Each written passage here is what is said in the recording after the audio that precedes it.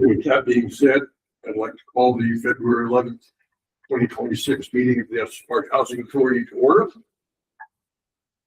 And do I have any amendments to the agenda?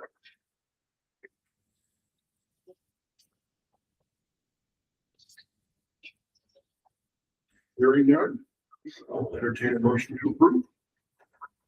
Make that motion. I'll second. Motion to a second. All those in favor? Aye. Aye. Motion passes. Future board meetings, topics in your packet. Committee meeting schedule. That is not in your It's not. I started to create a schedule for our committees. We have a couple that we certainly want to get together in the next couple of weeks if possible, but I realize it would be a little bit premature to put a schedule out there without talking with members of set committees. So I'll be sending out suggested meeting times for a couple of our committees by the end of the day today or tomorrow. So keep an eye out for those. If you could respond with your availability, that would be appreciated. Okay, before we open this to public comments, I'd like to just wish Pete Smith a happy birthday. We're not going to sing songs. And also happy birthday to Jessica. Thank you. Happy birthday. Last Sunday. Okay. So birthday. Thank you. Are there any public comments? Yes, sir. So please state your name.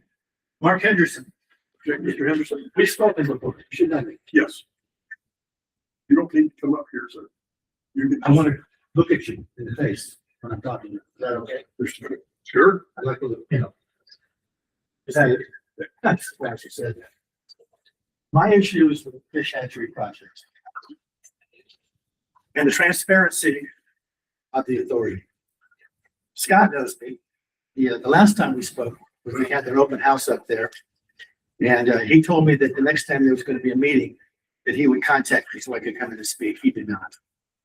The time before that, I brought up something that happened in a community meeting. And he said it never happened, where I have 4 people that said exactly the way I said it. The transparency really concerns me. What really concerns me is the issue of safety. I don't understand how you can evacuate that corridor. And in 2020, there was an issue where there was evacuation and it took hours for the people to get out. I have photographs of the road. It looks like midnight. It was noon and the cars are backed up. Now, if that fire's coming down that corridor, there's no way the fire department could ever get there to put it out, putting lives at danger. It's that simple. And I don't think the housing authority looks past what's in front of them. I have a question for you. Does anybody live in that corridor? 1, 2. You're putting your people, your neighbors in danger by not having an evacuation project. Let's take hypothetically that there's a fire up in Estes Park. Lightning strike, that's doubtful. Human error, probable. You can drive through town and see people can't get to the roundabouts clearly. And you expect them to put out their fires. That fire comes down that corridor with that prevailing wind, which is, if you go up there, that wind is howling all the time. It's going to blow that fire right down into Estes Park. Now, I don't know if you guys watch the news, but the Palisades of California had the same issue where there was one way in and one way out. And afterward, they have a picture of all the cars sitting on the road. They couldn't get out and they burned. Did you not see that? How dangerous that situation is. And nobody in the housing authority or the fire department has addressed that, said, we'll get back with you. We'll get back with you.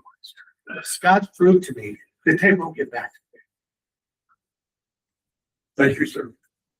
This gentleman, I went into him to talk to him about it. And I brought up another issue. When I first started building my house over a year ago, I didn't know the roads up here. And I was coming down Fish Hatchery Road and I looked up in the mountains and I could see smoke in the tree line. There was a fire up in the tree line. So I rushed into town and went to the police department. And the police department was closed on Sunday, except for a couple of workers putting tile down in the entranceway. I couldn't believe it. So when I talked to this gentleman about it, I said, I went to the police department, there's nobody there. He goes, well, you can call 911. I said, the problem with that is I'm new to the area at that time. I don't know what road that is. I need a person that I can sit there and say, I was here and it was this direction. I came down this road that we see out here. And he brought up, I guess you didn't do your investigation. That was the response I got for that. Thanks, sir. Thank you. Any other public comments? Hearing none. Can I ask one clarifying question? Mr. Christie. Please do. This is not a public discussion session, but if you need to ask him a question. Thank you. Feel free. Were you able to attend the evacuation focused public meeting that we held at the church near the fish hatchery site, where both the local fire department, fire district, No, I didn't know you were holding. and the police chief were present and I didn't know presented? you were holding it. I wasn't notified. It was notified. I wasn't notified. All of the neighbors were notified. We recorded a I'm there, and I'm a neighbor, and I wasn't This is notified. not a That's time, not true. gentlemen, this is not a time for an argument or discussion. There was a public session that was held very early on that talked about evacuations and neighbors' concerns. There was some discussion. We had some technical difficulties that evening. We did record that meeting, so I can make sure that recording is available. We can't discuss it, that's fine. All right, moving right along. Any additional public comment?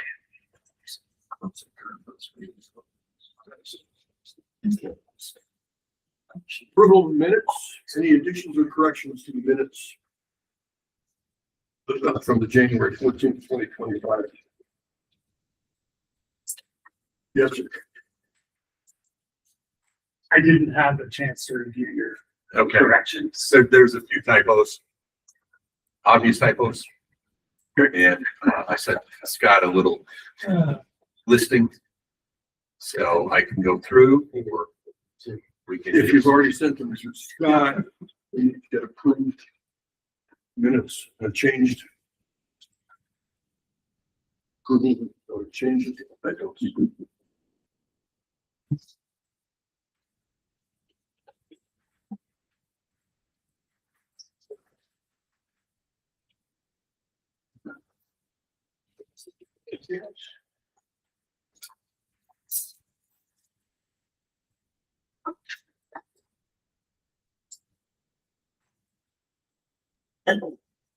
The typo changes suggested by board member Jameson are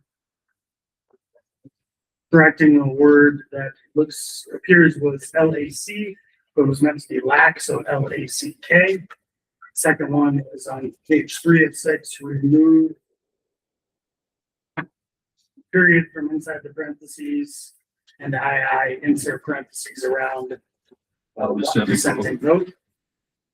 Third one, last line, bottom of page 5, quote, half measures. Add an L to half. Add an L to, I didn't see the bullet, thank you. So with those changes, we can make those corrections. Yeah, the first one is at the top of page 3, first line says LAC, it should be LACK. With those changes in mind, is there a motion to approve the minutes? So move. Second. Birthday boy seconds is. Birthday boy seconds. The older birthday boy. All those in favor? Aye. Aye. Motion passes unanimously. With those corrections. Okay, no action items at present time. First item of discussion is ballot initiative 300. The housing authority strategy and impact analysis. Scott? So this has become a standing agenda item for the last 3 months now. Today's conversation will be pretty brief, and it's really an update of actions that took place 2 board meetings ago. So as you all are aware, EPHA presented application for rezoning on behalf of the town of Estes Park for a rezone of 179 Stanley for employee housing. That application was denied at town board after receiving a recommendation of approval by the planning commission subsequent to how 300 would impact it. The town board considered the retroactive nature, I believe, during that hearing, and determined that because of the wording of the ballot initiative, that it would apply retroactively. So they did so for both our application and another one that they heard that that evening, excuse me. I believe during the hearing, there was still some confusion from town board members that this was not an EPHA project, that this was EPHA presenting on behalf of the town of Estes Park, because it is their land, it is their project. And I don't think that any of the bearing on the outcome of the rezoning application, but I still think there were a few trustees who may have not been clear about why EPHA was in front of them. So we have stopped all action on 179 Stanley, awaiting further direction from ultimately the town board. Will have to make decisions about how they direct staff to then direct us on how they would like us to proceed or not proceed as it relates to 179 Stanley. We did receive some answers anecdotally through actions taken by town board that evening. That is, they did not apply 300 to an application of zoning that they heard that evening as well after a successful annexation, meaning that in theory, our application, our annexation for 775 Riverside and then the subsequent application of zoning should be able to proceed without 300 impacting it. The other potential impact was to the fish hatchery development, in which our development team was proposing and had filed a rezone application for portions of what was previously rezoned from A1 to RN. And RM to A1. More lane was gonna be down zone to A1. Correct. That was Correct. gonna be up zone. So our filed application was to rezone portions of the proposed fish hatchery development that had previously been rezoned from A1 to RM. Our application was to rezone portions of that previously rezoned land from RM back to A1. And then a sliver of land was requesting to be rezoned from A1 to RM. That was primarily because of the boundaries they used in the initial rezone application followed a floodplain that didn't align nicely with our planned development, specifically the lot lines, which would have resulted in our proposed plat having split zoning. So we're just trying to clean that up. There's just a sliver along the river. But given the decision that was made on 179 in regards to the retroactive nature of applying 300, our development team did some fancy line work. We withdrew the application for rezoning. We had to combine, I think, 2 single-family homes into 2 duplexes and triplexes. Is that correct? We didn't lose any other units. Correct. So we did some lot line adjustments, combined units into a 3plex, and withdrew our application for rezoning for fish hatchery. So 300 should not impact future action as it relates to fish hatchery. The still pending issue related to 300 and EPHA's specific projects we still don't know how it may be applied to our Fall River request for an amended PUD. And we need that amended PUD to be able to sell portions of the upper units to make sure that that property is financially viable into the future. So there are potentially significant financial ramifications. Pete and I are working through as many scenarios as we can think of to plan, should 300 negatively impact our ability to alter that PUD or amend the PUD, I should say, so that we're as prepared as possible should 300 impact it. But we also believe that we have a legal basis that is pretty solid that 300 should not apply to that specific application. So that's sort of the stage that we're at now as it relates to 300. I would like to have a discussion, short discussion here this morning on 300 and how it is interfering with our ability to do our job for our community. And also the legal action that we need to take to see if we can get that ordinance rescinded. Largely because we've been told several times by attorneys that it's unconstitutional. And that the town is not going to take any action. I think it's incumbent upon this organization to deal with this particular ordinance and how it interferes with housing for our workforce and our neighborhoods. So I'll open it to discussion. If there's any comments. I agree with you. It looks like the city has put it back on us to actually take action in this. I don't know whether our legal action is against the town or whether it's against the just the feasibility or the constitutionality of 300 in relationship to what we need to do.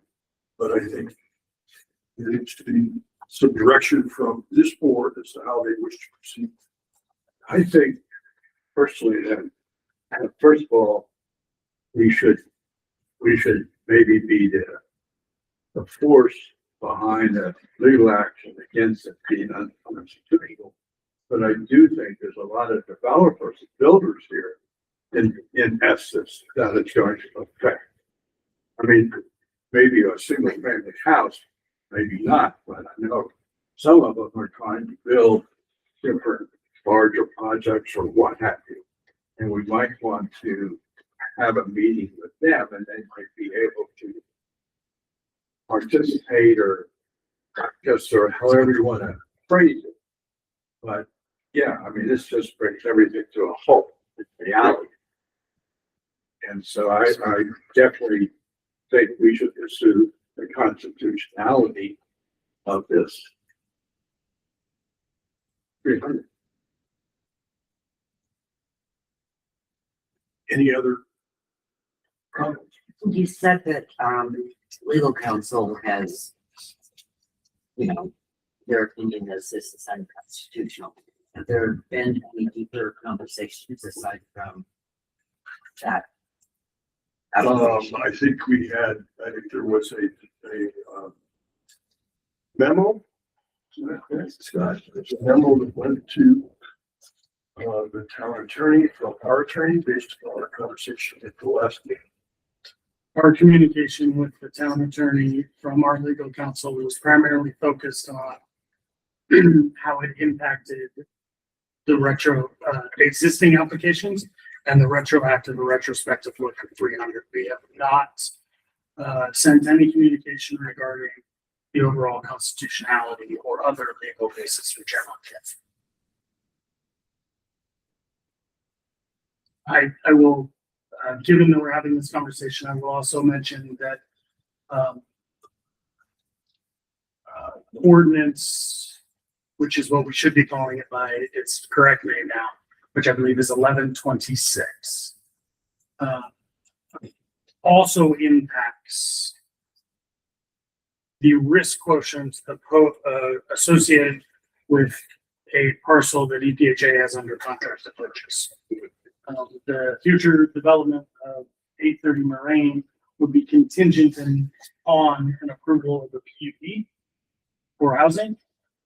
So 1126 impacts the risk quotient associated with being under contract, and ultimately, if we were to close on that parcel.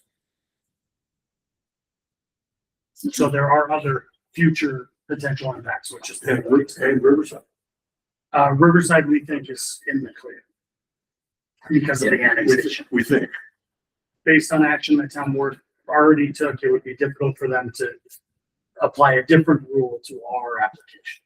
I think just looking at the projects that we currently have and how they apply. So fish hatchery, that's a little over 20 acres. And because so much of that land is undevelopable because of the steep slopes, the river, the wetland ponds, we're only at about 5 units an acre from a density standpoint. So we're not going for a bonus density for that one. So it really doesn't impact it other than some changes that we're going to make to the submittal. So the change there is really, or the impact there is insignificant.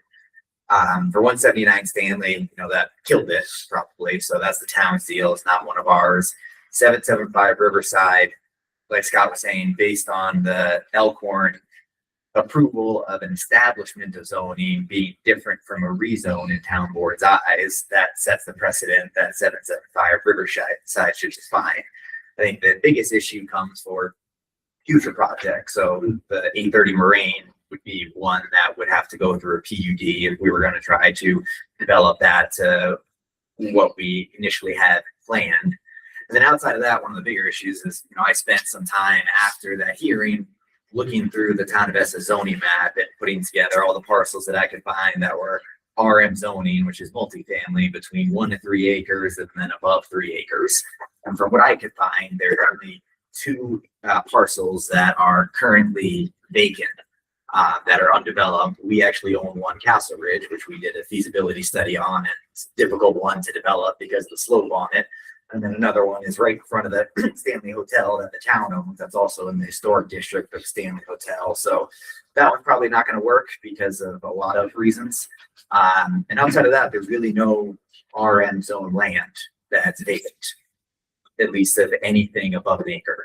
So that's where our biggest issue comes in, is that it'll really eliminate the use of bonus density for future developments.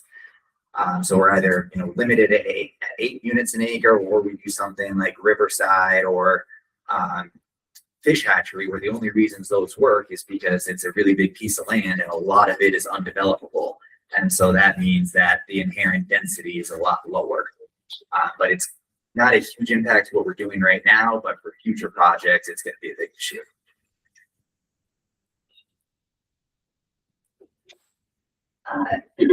Knowing that we just had a meeting with the lawyer previously, should we meet with the lawyer now that we've had a response from the town and talk about next steps? Scott, what do you think? I think that could be an appropriate next step. We can set that up for an executive session in March. That's the direction you all want to take. Am I hearing from the board the action that you want to take is to see whether we take it from our attorney to deal with the legality of ordinance 11-26?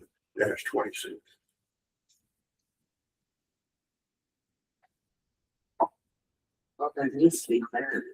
Yeah, there has to be, and the town certainly is doing it, so. We need to do it. Well, we need to make sure that the town understands that while they are our partners in this, that we're really not angry with the town or with the cooperation of Kevin.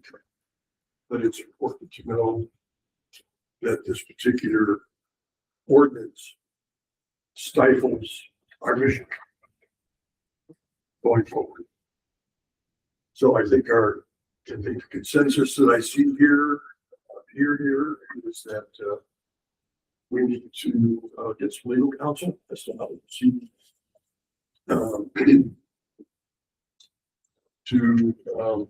challenge the legality of ordinance 11-26. So we can contact our attorney and see if he is willing to proceed in that direction.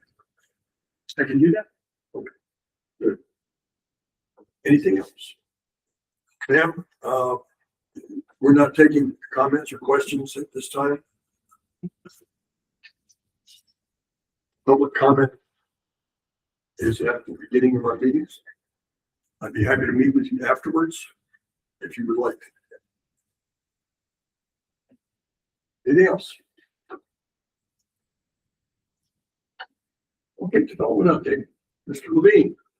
Okay, well, apologies in advance if there's some redundancies to what we just spoke about. Yep. 179 Stanley Circle Drive.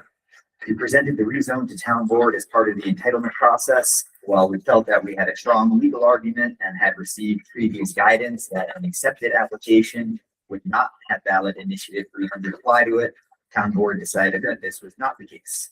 Town board largely supported the rezone from a location and use aspect and appeared to agree with planning commission's 4-0 vote to approve the rezone based upon the guidelines that were in place prior to November of 2025.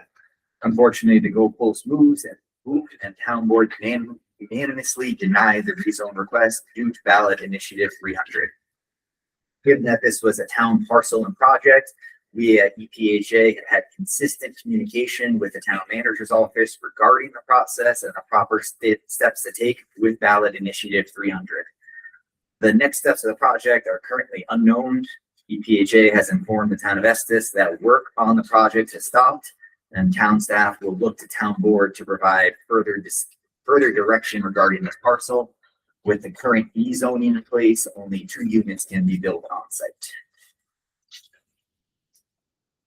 For Fall River Village, we have completed the building code analysis, and Van Horn Engineering is working on updating lot lines to adhere with the building code. I'm expecting to have that this week. We are currently in the process of submitting the subdivision plan and amending the PUD to the town of Estes. One of the key lot line changes was with the 4-bedroom and 1-bedroom Clint House building. This building was constructed prior to the other buildings on the site and does not have the same fire suppression system as other buildings because it was built to a different code. We're going to keep this building as a single parcel, which will mean the 4-bedroom and 1-bedroom unit will be sold together. There's one other building on site with the same vintage. However, our plan on this one is to install the required NFPA 13D sprinkler system. We are doing this because that building is made up of 2 3-bedroom units, which is significantly more difficult to sell in a package than a 4-bedroom and 1-bedroom building. Any questions with Fall River? So when do we anticipate that we'll be going forward to the town? So if we submit ideally this week, planning normally has about 30 days or so to get back. I'm hoping that this would be approved as opposed to having comments, which at that point would then go to the planning commission and then town board. So roughly 90 to 120 days. Thank you. For Riverside, so we have received the updated architectural plans for the design development stage. So typical design stages throughout the process, you start with conceptual design, it progresses to schematic design, then you have design development, and then the last stage is construction documents. So we're at completed the first draft of the design development stage right now. So we are having additional conversations with the planning department regarding the recommended conditions of approval. We are not opposed to any of these requirements. However, further discussions regarding the wetland setback encroachments are being held. Planning is determining the proper path forward for a Board of Adjustment variance hearing, and if there is a way to preserve a variance for longer than the typical 1 year as part of the annexation conditions of approval. Regardless, the property will not be formally annexed until we have a Board of Adjustments hearing on the variance to the wetland setback. If the variance to the wetland setback buffer is not approved, we will explore keeping the property in the county rather than annexing. An informal review of the Larimer County Development Code indicates that the plan can largely be kept the same, although similar wetland setback conversations will take place with the county. So the recommended conditions of approval from the planning department, a future development of the site will generally be consistent with the conceptual site plan. Future development of the site will require a deed restriction. Architectural character of the buildings will be compatible with the surrounding area. The owner shall dedicate a trail easement to access the Big Thompson River from Riverside Drive. Lighting shall follow dark sky best practices. And the development plan shall include an updated wetland report specifically addressing any impacts for the proposed development that may encroach into the wetland setbacks. Yeah, we don't, Let me ask a question here that generally, why do we need to annex this into the town? I was thinking the same thing. I mean, if we're gonna run into the same kind of problem with the ordinance 1126, is there an advantage? Is there an advantage other than utilities and police protection? So I want to restate. We do not believe 1126 impacts Riverside. That's what we thought. That's what we thought, the same thing with 179 Stanley. True, but we are now dealing with a separate set of facts. The town board has approved an application of zoning. If they were to suddenly take a different stance, in my non-legal opinion, we would have a very strong legal basis for action if they did not apply our application of zoning. So again, establishment. Thank you. So again, I don't think 1126 is applicable to Riverside. To answer your other question about is an annexation necessary? The very short, simple answer is no, it isn't. We always approach this parcel from the point of acquisition and due diligence that we anticipated we would annex this parcel. Yes.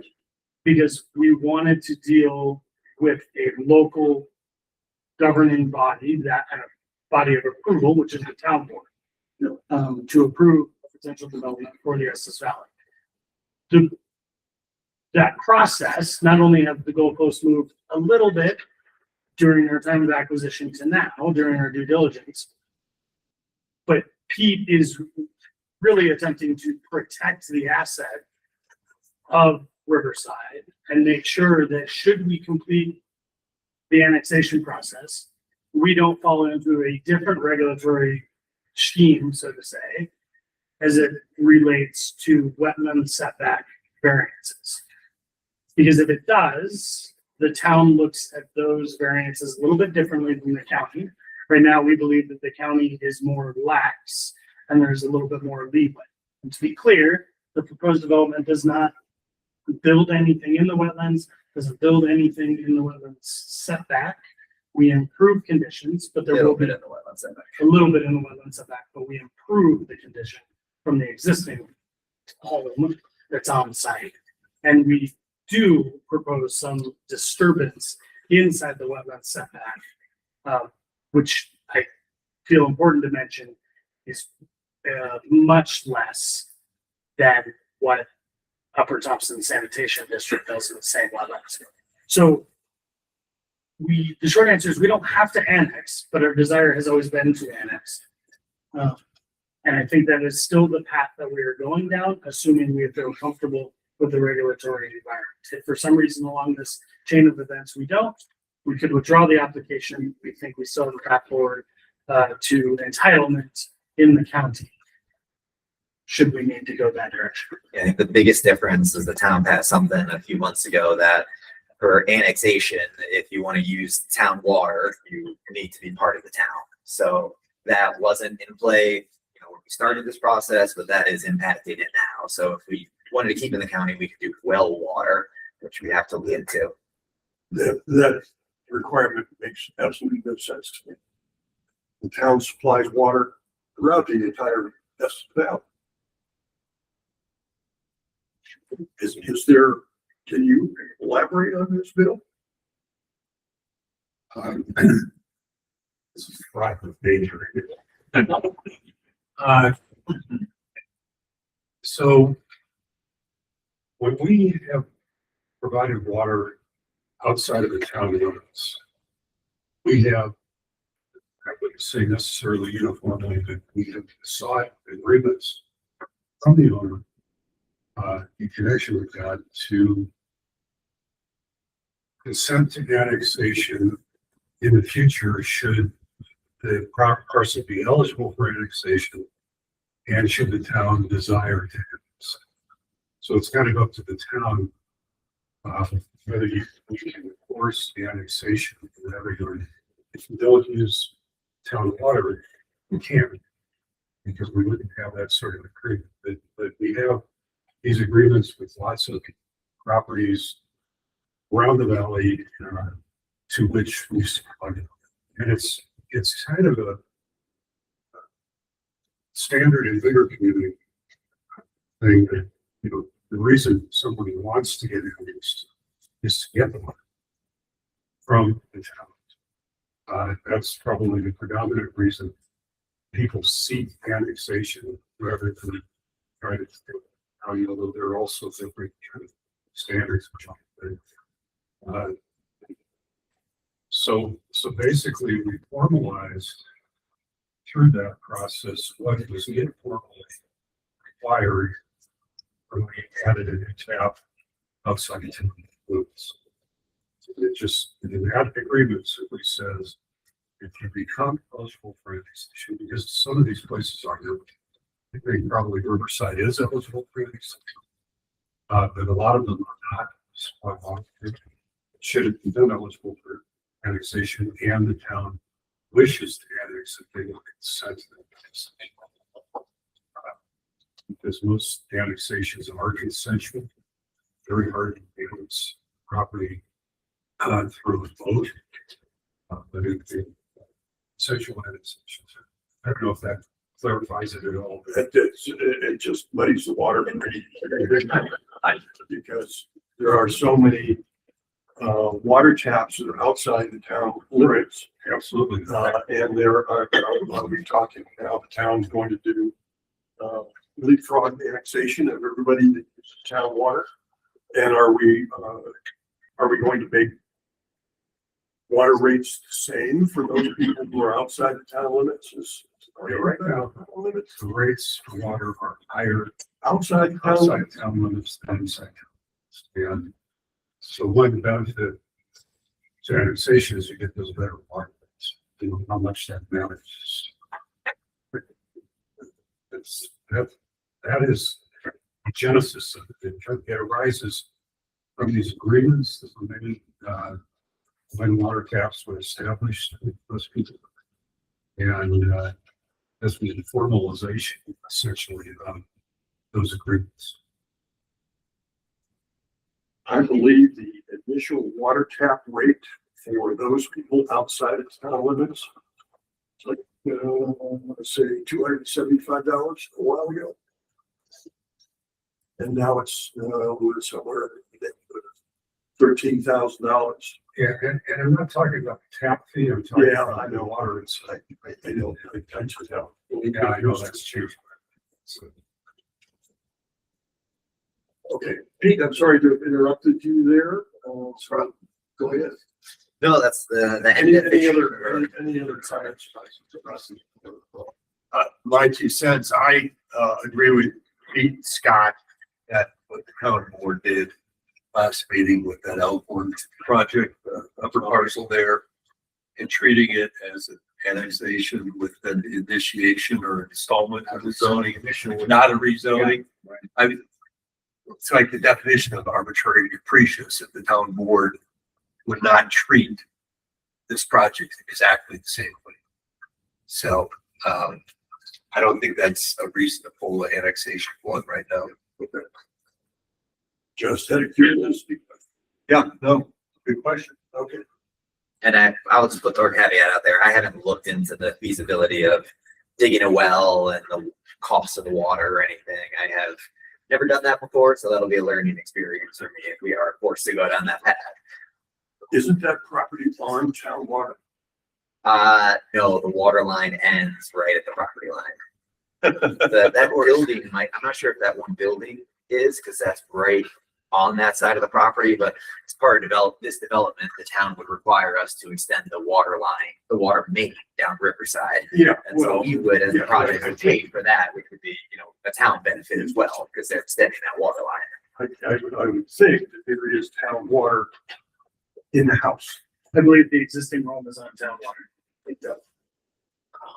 No, that's interesting.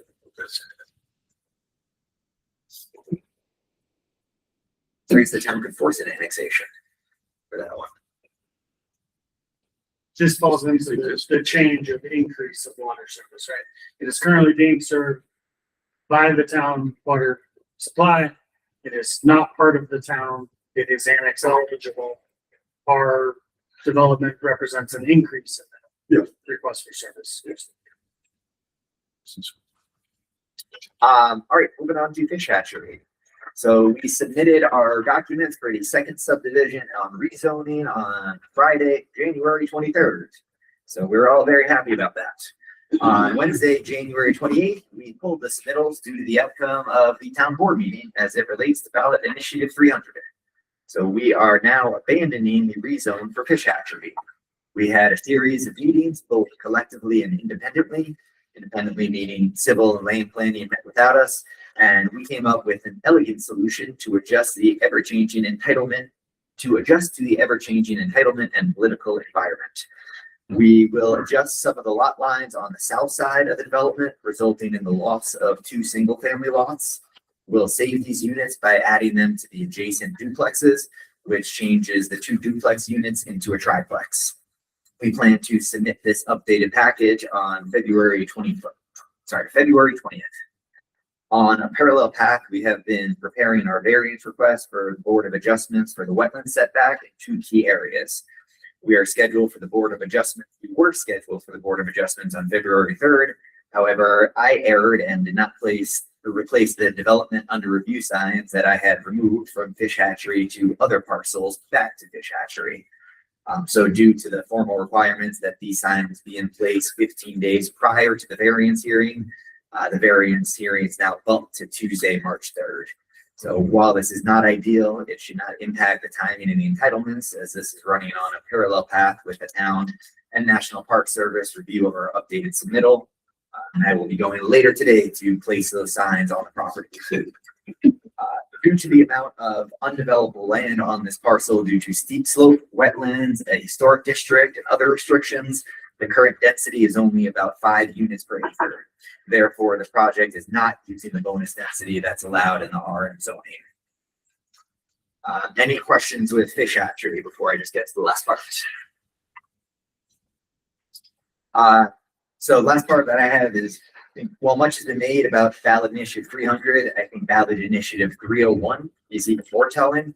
The ballot question asked, shall an ordinance be adopted which states that section 11.4 of the Estes Park Development Code, which provides density bonuses for the RM multifamily residential zoning district for attainable and workforce housing for persons living and or working in the Estes Valley and associated building height limits in section 4.3 residential zoning districts are hereby repealed. So the result of this was 1,222 people voted no. So this was rejected at a 59.3% rejection against removing these tools. So when you compare that to ballot initiative 300, there was only 6 less votes cast overall for 301, but the support for 300 was down to 1,107 votes, or 53.9%.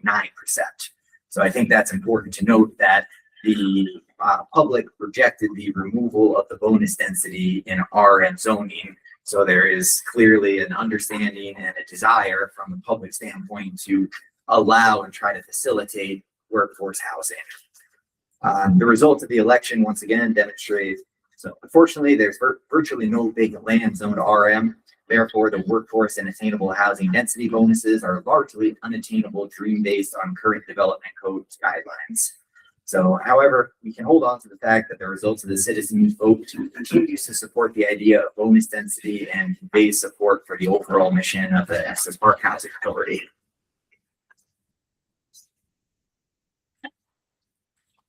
Any additional questions from Pete? No, I just want to say, I think Pete is doing an outstanding job dealing with all our different companies. From the entities that it's interacting. I mean, it's endless thing, and I applaud you. Thank you. Thank you. You are a great investment. Appreciate the kind words. Thank you. Anything else? Developments. The annual housing supply plan. We have a couple items still under development that are my items, not Pete's. So as I mentioned earlier, we are still under contract for Tiny Town, proceeding lightly through due diligence. But Pete and I will be ramping that up. Now that we're in almost the middle of February. So we anticipate having some conversations with the development committee in our next meeting, and subsequently, most likely having some conversations with the full board regarding Tiny Town in March and April as we proceed down the due diligence pathway.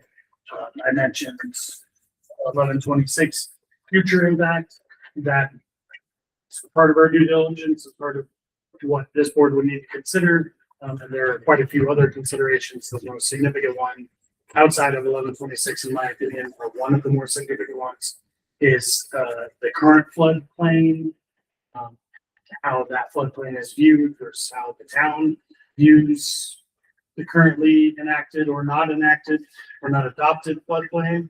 It gets a little muddy on its end. So we'll be having more conversations again at development committee level, and then with the full board in March and April regarding our findings and due diligence. Cleve Street. A few months ago, I think it was, we discussed the possibility of a combined venture of sorts between 3 different parcel owners, that being EPHA, Whimsidoodle Inc. I think that's their formal name, or just Whimsidoodle, and the town of Estes Park. The reason for the potential collaboration is the town is independently, or did independently begin pursuing concept design and concept financial modeling, is what I will call it, for a parking structure at the corner of Cleve and Bighorn. I was gonna throw out an address, but I don't think it's addressed, so I don't know what was gonna come out of my mouth. And of course, that would have, if the town proceeded with a parking garage, which I think there is generally at this moment on the current town board, relatively broad support for the concept. It would obviously have a significant impact on our building located at 157, as it is right next door, and due to the zoning, of course, downtown setbacks are very minimal, so you have a parking structure right next to our residential building.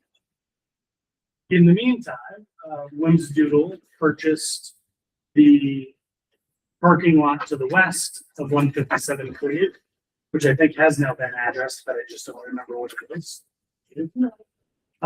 So there are now 3 property owners that control all the plats in this large section.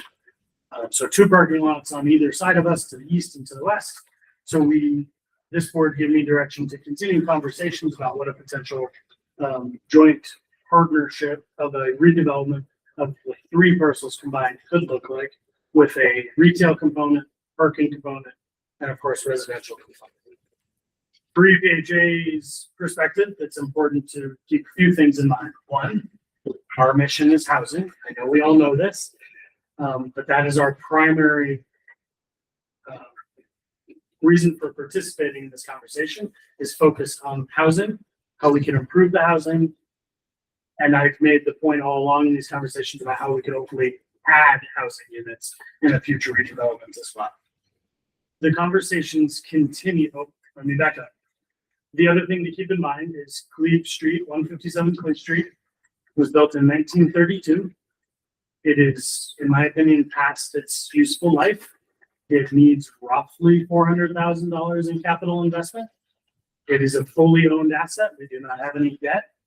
And we have approximately, in the operating account and the reserve account, about $100,000 in cash assets for that property.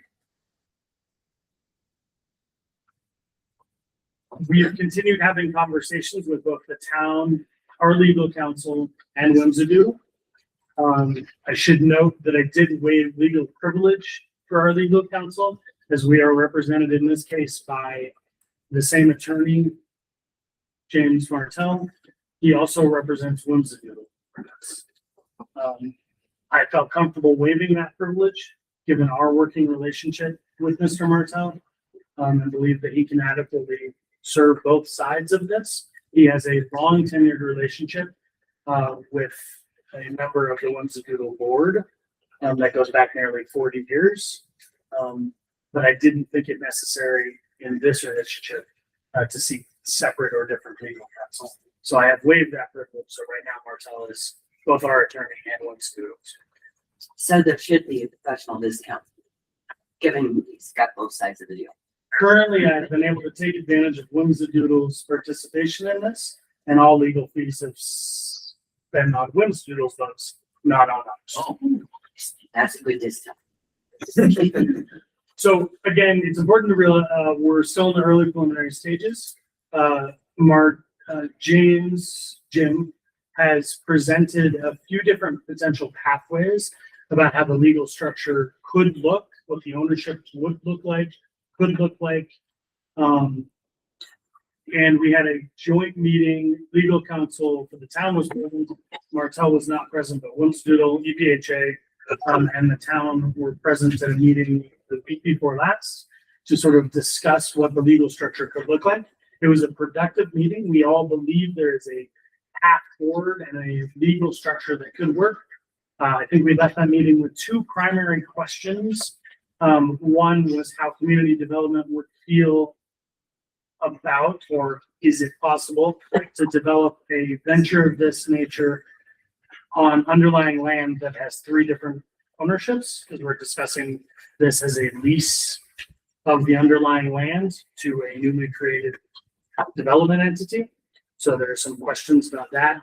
That is one of the most significant questions. And then there's the rest of the questions are more around financing, the ability for the town to contribute to a newly formed entity or not, and what those financial parameters look like for a municipality. Whimsidoodle is on the schedule for the next town board meeting, I believe in a study session to give an update. You have in your packet just the current conceptual layout drawings, design, again, high level conceptual at this stage. So I wanted to open the floor, put this in front of you.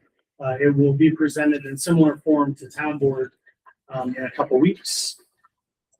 And as we continue down the path exploring the options of what a legal arrangement could and would look like, I wanted this board to have an opportunity to weigh in on any of your questions, important things you wanted me to consider in these conversations, or anything else on this topic. Before I open the floor, one other really important point. I have made it clear to both parties that EPHA is not in a position to contribute financially to any future development at this site for most likely a minimum of 5 years, given everything else we have going on. But also acknowledging that this does present an opportunity to minimize the potential impact of a parking garage immediately to our east, and also provides an opportunity to level up the quality of housing that is there and establish a couple additional units along with better quality housing that would be well positioned to serve occupants for another 100 years. Because I don't think our current building is set up to serve another 100 years. No additional cost.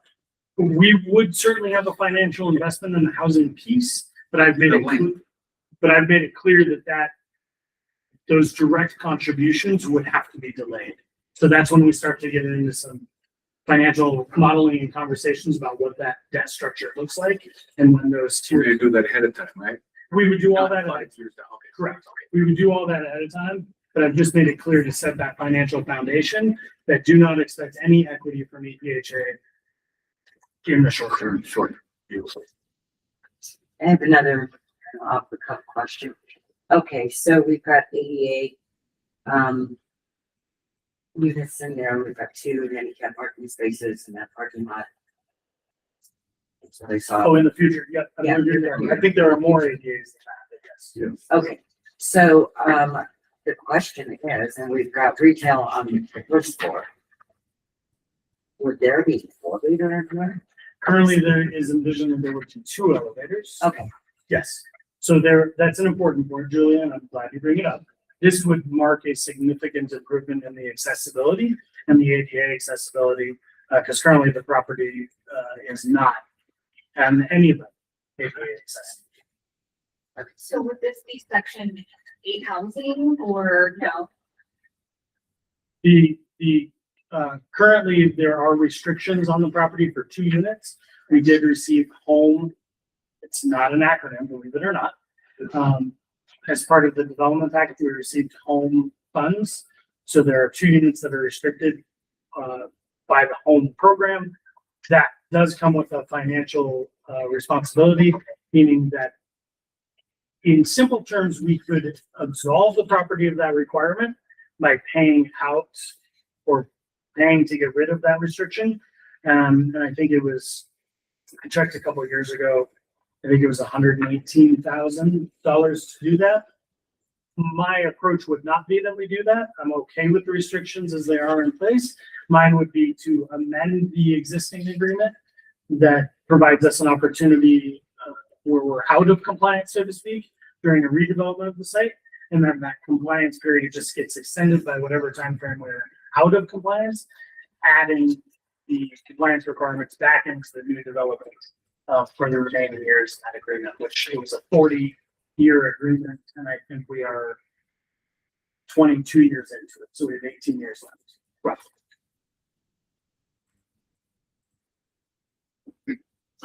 Just trying to visualize this. The parking lot to the west, is that where the storage containers are? That little performance space, if you will? Yes, I should have mentioned that. It is Okay. no longer a parking lot. It is now where the 2 storage containers are. Okay, and then, remind me, the current configuration of Cleve provides how many sleeping areas and how many units? There are 10 units, 1 2-bedroom, 1 studio.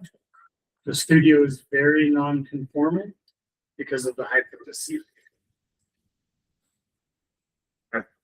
Thank you. I am somewhat concerned about having our folks move over exhaust fumes from in the parking structure from automobile. It's like living in your own garage with car rental. My concern is living quarters, the parking area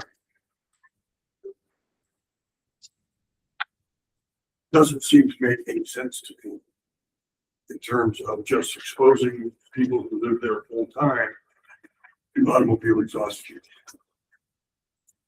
My other concern is when Doodle wants this particular building to do their art studio, can they find us another location to move these 10 units to? Rather than having our tenants, our customers, our clients being exposed to parking garage. Just a question. Doodle has a vacant lot at the other end of King Street. Is their ability to do a trade? Do they want to purchase?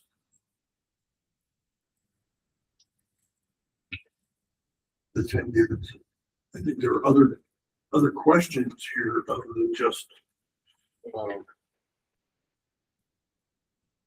doing multi-level building. They change both parking and housing. Thoughts? Am I crazy? That's a good point. Can I make a couple comments on exhaust and living conditions? So I have already mentioned this to Doodle and this concern with them, and also what would most likely be one of our requirements in terms of the build, and that these units would meet passive house standards. We haven't talked about that in a long time in this room. But that would effectively negate any concerns about any external exhaust due to the way that construction could and would occur. And it would allow for 100% continually filtered air into these units and extraction of air from the units. It would be still, in my opinion, much better living conditions than the current building. And would also, even in a future form, as you see in front of you in the concept form, I am not overly concerned with the proximity to parking garage elements, because it is still an improvement based on current conditions living in the downtown core, in my opinion. Question. So if that were to remain as is currently drafted with the parking garage on the second floor, wouldn't there be like pillars that would allow for airflow anyway? That, you know, pillars from the first floor up to the third, allowing, you know, the parking garage.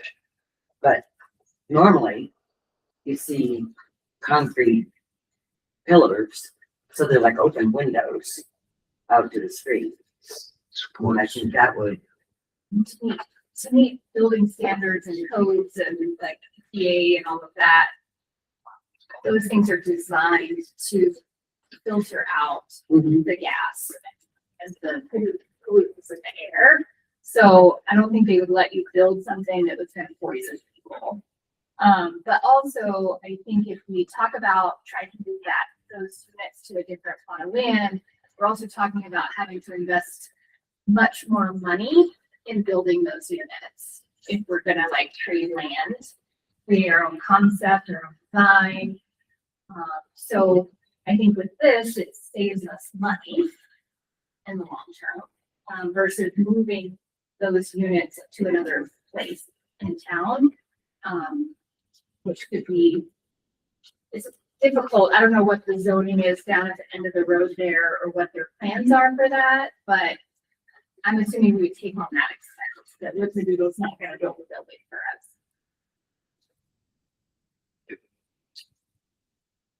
Is that the best place to do something like that with the additional vehicle traveling in there and so forth, having tenants there dealing with in and out traffic constantly versus having it at another location, as you mentioned, trading, shifting properties, whatever.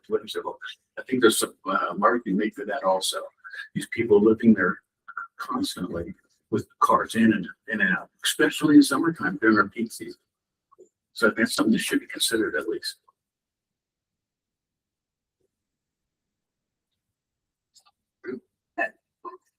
I wouldn't want to deal with the traffic down there. I think the people who live in those units, like, take advantage of those units because they are close to downtown and they need to walk to work. Yeah, that's And, the like, key thing. Yeah. Yeah, those people, specifically are in those units because of where they are located. It makes it more accessible to them. So in my opinion, that's not a concern for those specific units. There's also other available housing within the town that people can live in outside of them. Hopefully. Scott, what are your thoughts? I believe this concept plan still represents a vast improvement to the current living conditions on site in that location. I believe that having and retaining housing downtown as an option in our portfolio serves our mission and our residents or future residents well. It should be noted that the current concept plan, I just counted them. I don't know if it's correct. Assuming I can count without both hands, there are 25 spots on the third level. By my count just now, we've already discussed this page. One parking spot would be dedicated to each unit, meaning that ancillary parking from general public would be very minimal on the same level as the dwelling units. So you'd only have 10-ish parking spaces available to the general public as we currently have been discussing this. So parking at the same level that level of disruption would be, Minimal. in my opinion, minimal and less than it currently is. Right, they're at ground level now. They're our residents are next to now a form of an entertainment district. And that is someone's living room, bedroom, kitchen, living room, bedroom window. That's the ground floor window layout. And up above, that is a similar layout. We have living room, kitchen, bedroom, up above, and living room. So moving them up to the third floor with this design, I think improves the livability overall. And I think there are residents and there's an appeal and a need for housing solutions in the downtown core. And there are a segment of those that we serve that seek housing of this type and stuff. I just want to make a comment. That you mentioned the town's interest in a parking structure there. And keep in mind, I'm vote 7, and that I'm going to be here to see. The town is very much committed to putting a parking structure up there. And if we don't redevelop the way this was to do, those which I think generally received pretty good reviews from the town board at the time. It was very preliminary at that point. But we have one town trustee who just hates paying parking. And the only way town's going to fund its portion is through paying parking. Which probably will entail also an expansion of area in which paid parking is required. And that is not a done deal as to whether that will help. But the point is, we committed significant funds already towards design and development of a parking structure there. And so I think that commitment is pretty solid going forward, subject to finance issues associated with the parking generally. So, yeah, I just wanted you all to know that I think the town board is pretty much solid in favor of putting new parking there, whether it be a separate ramp just through the town property or a redevelopment.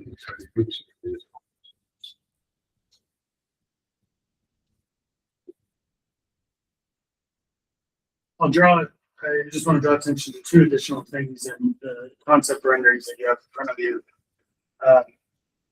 And the concept renderings, I also want to say, these are very early, highly conceptual. More attention is being spent on what the legal framework and financial framework will look like. But it's important to have these conversations about what a future structure could look like and its associated impacts. One of the pieces of feedback I gave on an iteration was if the plan is to go to 4 stories with the 4th being parking, that I did not want parking above the residential units. Right. So my request was that row of parking was removed and that that the structure was set back from Cleve Street. That was done in this concept. And I think something that both I forgot and I think the architects at the time, because again, we're dealing with highly conceptual perspective designs here, is that there is now, if you go to 4 stories, there is a development requirement of a building offset. So those are somewhat described here. And there's 2 options presented about what that offset could look like. And they have also accommodated my request for not having parking over the residential units, which would or could allow us to also bring natural light from above and from the southern exposure as well. So that was a direct request on my part. Did they consider developing this also into housing? We would not be able to do that because of the height restrictions. Yeah.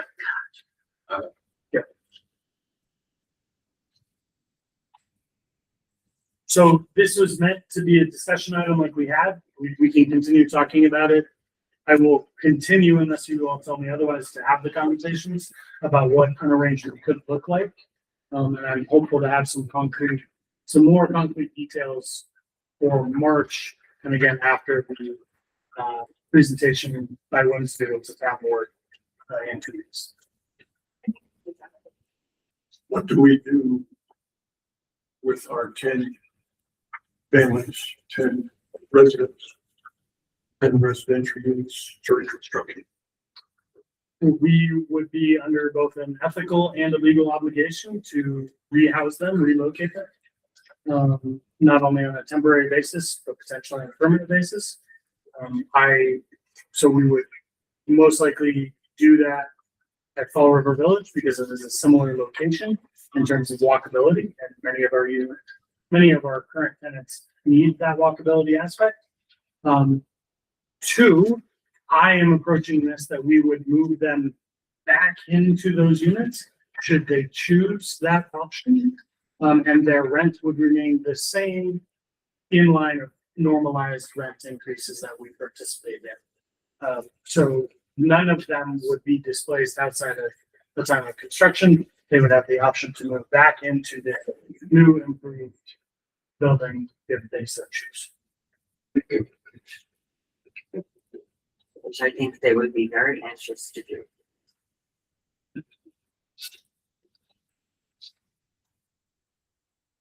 Okay, anything else?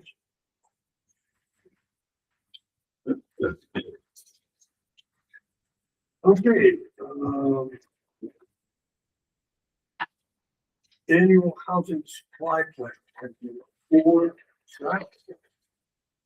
So hopefully you all had an opportunity to review the draft, and read through the draft plan.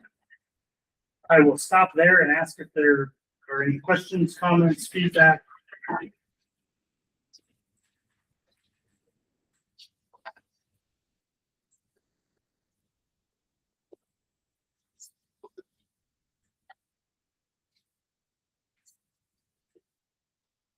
Hearing none, I'll provide a little bit of a primer. By way of reminder, this would represent our third annual housing supply plan, meant to provide a window into what EPHA is currently working on, what we see in the housing environment from our perspective, and what we have in our development pipeline, acquisition pipeline. This was meant to look 5 to 10-ish years out based on whatever activities we have going on. So again, this is the third annual iteration of that plan. Form has remained largely the same. Data has changed. Outlook has changed over the course of those 3 years. I have added only a little bit of data on the end of this report. I have more in the final version that I want to add. The primary piece of data that I want to add at the end is a detailed reflection of what our current inventory is, not only by AMI served, but by bedroom size, associated AMIs, and all of that. So the community can understand what is in the current inventory.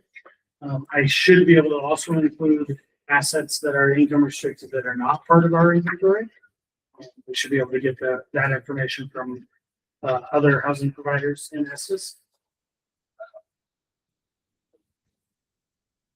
I forgot what my next one was going to be.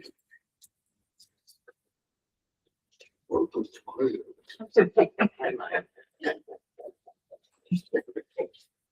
was your name? Scott? Oh, that's right. I remembered that.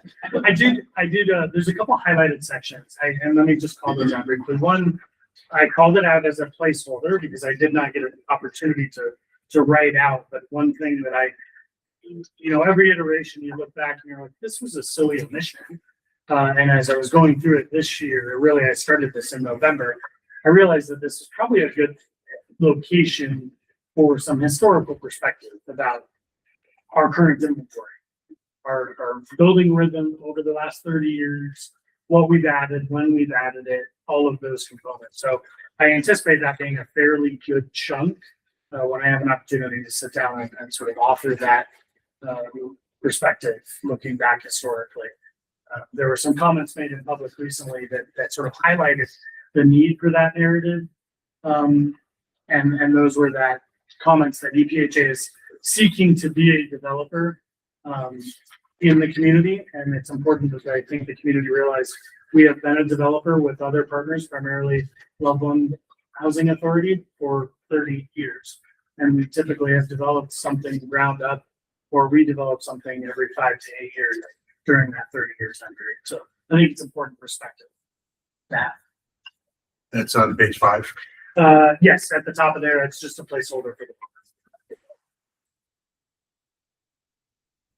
And then the other section is hopefully I'm getting some of the brains flowing here. If you have any questions or comments, I highlighted the section under, it's on page 19, under rental assistance, that last paragraph.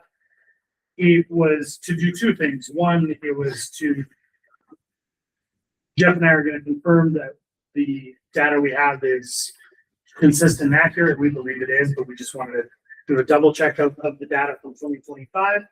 And I think we were confirming some of our reporting with our partner in the Workforce Rental Assistance Program, Crossroads, as well. And then I did want to highlight one significant change that Jeff and I have not had an opportunity to dive into yet. But in 24, the pilot years, we described it, we were able to decrease the average ratio of rent that someone was paying down to 39%, which was significant. But this year in 25, that reduction was only down to 44. And so I want to dive into the details of that. And so we just don't know what caused that, if that was lower incomes that we're serving, or if that represented an increase in rents, or a combination of both of those. Those are really the inputs to that. My high level assumption, without diving into the detailed data, is that it is not because of an increase in rents for those that we're serving. It's primarily driven by lower income basis compared to the rents they're paying. Well, we haven't taken that deep dive yet. I would speculate it's probably a combination. Just given the fact that landlords tend to bump rents when leases are by a percentage. New properties coming on the market as rental units tend to be higher in rent than the units that are currently in rent. So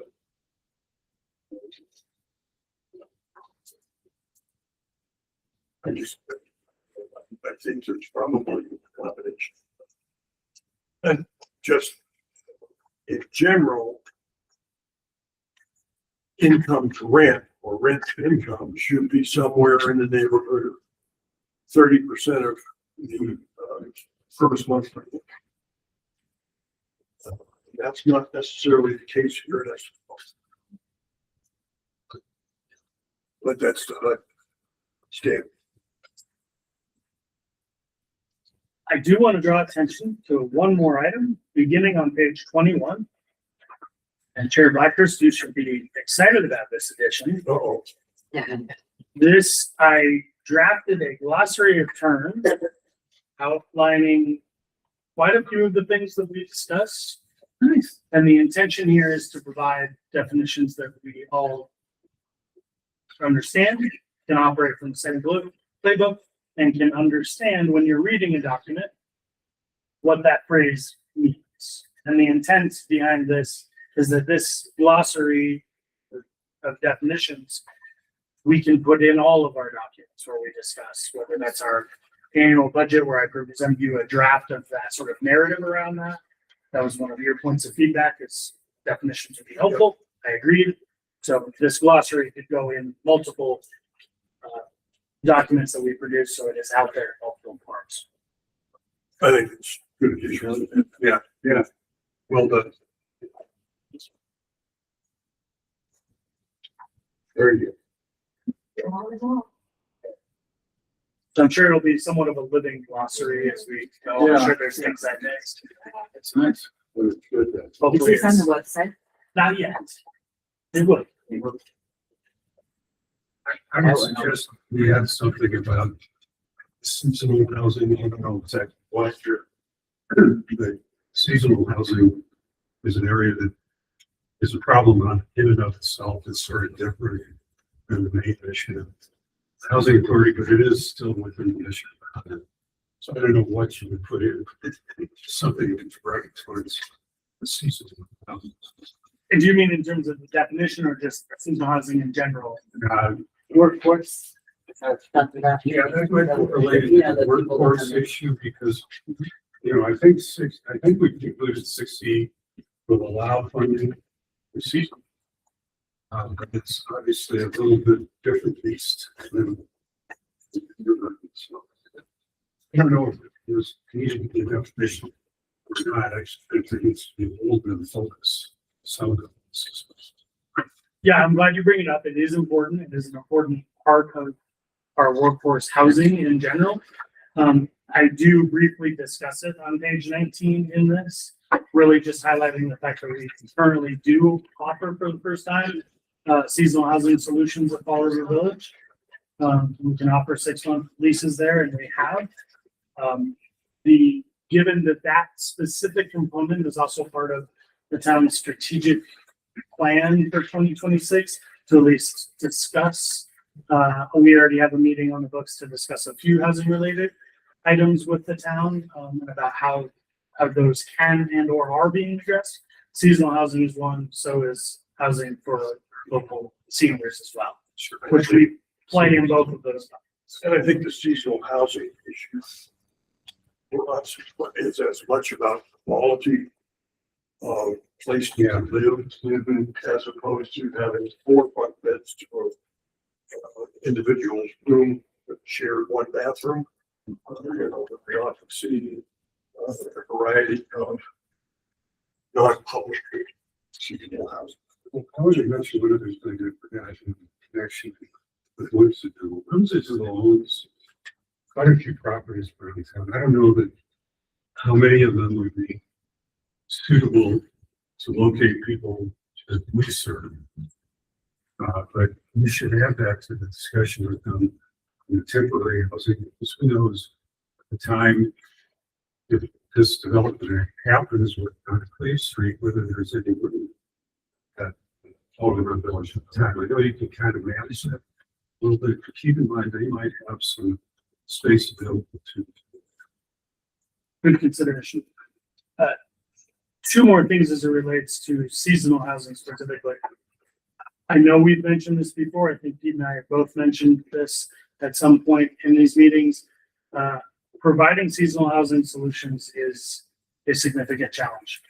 If you're planning to build something or provide a redevelopment that is a solution for seasonal housing, and you're planning on a vacancy associated with seasonal housing, there's really only one solution, and that is equity, so that your debt can adequately be serviced, or somehow increase the occupancy of that seasonally provided housing. And while we do have seasonal workers year round, it is significantly just in the summertime. So providing seasonal housing is financially very difficult to do. 2, I wanted to turn it over to Jessica briefly. I'm putting her on the spot because I didn't tell her I was going to do this, because I didn't know until now. Do you want to talk about some of the conversations you've had about a new group that's forming and just our relationship briefly to housing and seasonal J1s? Yeah, so I met with a community member this week. We're getting, it's becoming high season here soon, and so we're getting inquiries about renting at Fall River Village for those seasonals, J1 specifically. And what I'm trying to determine is if they're actual J1s coming here on a program, working with an agency, working with an employer, or are they just international students coming back to Estes on their own, coming to work seasonally? And so there is this fine line that we're trying to figure out operationally on if they skip town a month early, if they cause damages, if they if all of this happens, who's the backstop for that? I'd like it to be the employer. So I met with a community member this week that works very closely with J1s, and she's coming up with a community support group here in town.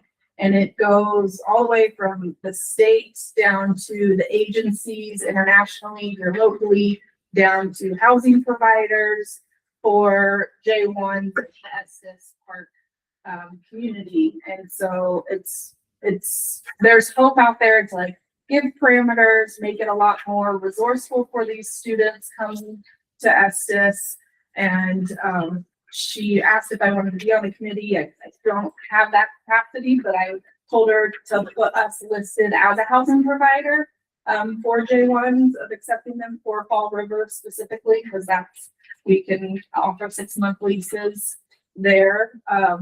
But I continue to have those conversations with her, and I was going to speak on it, so I'll just speak on it now. We are getting more inquiries from employers for master leasing, which I'm more excited about. I would like to partner with them versus the applicants. So McDonald's came in this past week looking to do some units. And then I'm just guessing that, just because I know the individual's history and where he's worked, but like Wild Rose, the Estes Park Brewery, Paris, the owner of those restaurants, he has a lot of J1 students and stuff, and so they're looking to rent 2 to 3 units at Fall River Village also. And so I'm gonna tackle that next week to really get a lease signed up for multiple employers to be involved, so we don't, they dip out of town early and stuff and leave us with just a small security deposit to cover damages and stuff. So yeah, is that all you were kind of wanting me to cover? Yes, ma'am. Yeah, any questions on that? On J1's master leasing? If we have a 2-bedroom unit that only, let's say, employer X wants to rent, are we limiting occupancy? Yep. Yeah. 2 people then.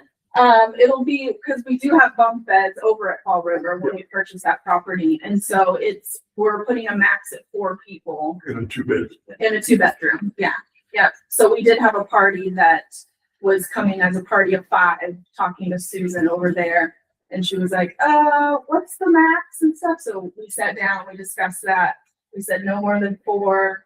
For if they're on the program specifically, then we're covering utilities will stay in our name and internet will stay on us. So we've got a formula of how it splits out between the 4 of them. So yeah. And those 2 bedrooms only have 1 bath, right? 2 bath. Oh, they do that too. Yeah. 2 bed, 2 bath. All the down lower lot.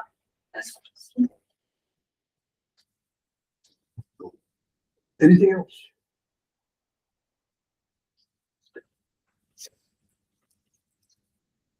Scott, are we moving on to 6E? We can move on to 6E, yes. So in your packet are revised and updated cash flow projections. 25 is reconciled through September. So through Q3, I'll have Q4 reconciled here shortly. Right. When we ended the year, we just received final lodging tax numbers a few days ago. We ended the year in total for 6E at 5.8 million to a projection of 5.5. Rolling that down to my projections. And again, I've mentioned to this board, I am very conservative on purpose. So my projections were that we would see just shy of 4.1 million. We received just shy of 4.6 million. dedicated for housing. 2026, no significant changes to either the forecast or potential use of those funds. The BEP and town projections remain the same for 2026 at 5.5. My projection is at basically 4.2 million for housing. So I bumped my projection up a little bit based on the significant overachievement, so to speak, on 2025 and my analysis of economic trends. I felt comfortable bumping it up a whopping 100 times. Thank you for laughing and getting my joke.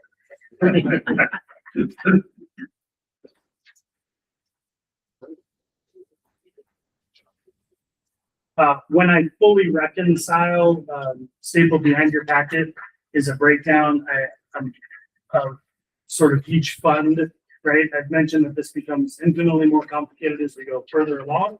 And as we dedicate funds to different sources, we effectively are creating different funds that money is set aside, but yet utilized. So until we utilize those funds, that balance that we have in cash sort of keeps increasing. And it's dedicated to certain uses. So I provide that information in this packet. Final numbers for 2025 next meeting. And then I will also provide a clean summary outside of the details, which in this packet is sort of the last page, which will just show total and then kind of each bucket or fund, so to speak, on where monies are allocated without the transactional details. That's all I have on 6E. Habitat partnership. Or any questions on 6E? Okay, hearing none, let's move to habitat partnership. What I included in your packet was simply a regurgitation of the memo a year ago, almost to the day. So last February, we discussed a potential direct partnership with Habitat for Humanity, allowing us to contribute 6E funds to 4 purchased housing opportunities, and sort of using Bighorn. Those of you that were on the board at the time, although I feel I keep wanting to say this was like years and years ago, it really wasn't that long ago. It was more closer to a year than it was 2 years ago, but I keep putting it like 2 years old and it's not that old. And if you remember back to 213, that was sort of an opportunity that came about unexpectedly. We brought Habitat in, we believed that that could serve as a model, but that we weren't really in the position at the time to confirm anything. If you recall, I came in front of this board to describe that opportunity and contribution. I did the same with town board. We presented 213. The town board at the time seemed optimistic about the idea, both the future sense and the direct contribution to that specific home and opportunity. So the vision was always using that as a model, coming back and forming a more direct partnership, as simple as it could be, with Habitat, allowing us to contribute to Habitat future builds if and when it is necessary based on their financial gaps. So we had a fruitful conversation last February, and the memo that is in this packet is the same memo, and I'm bringing up the minutes from last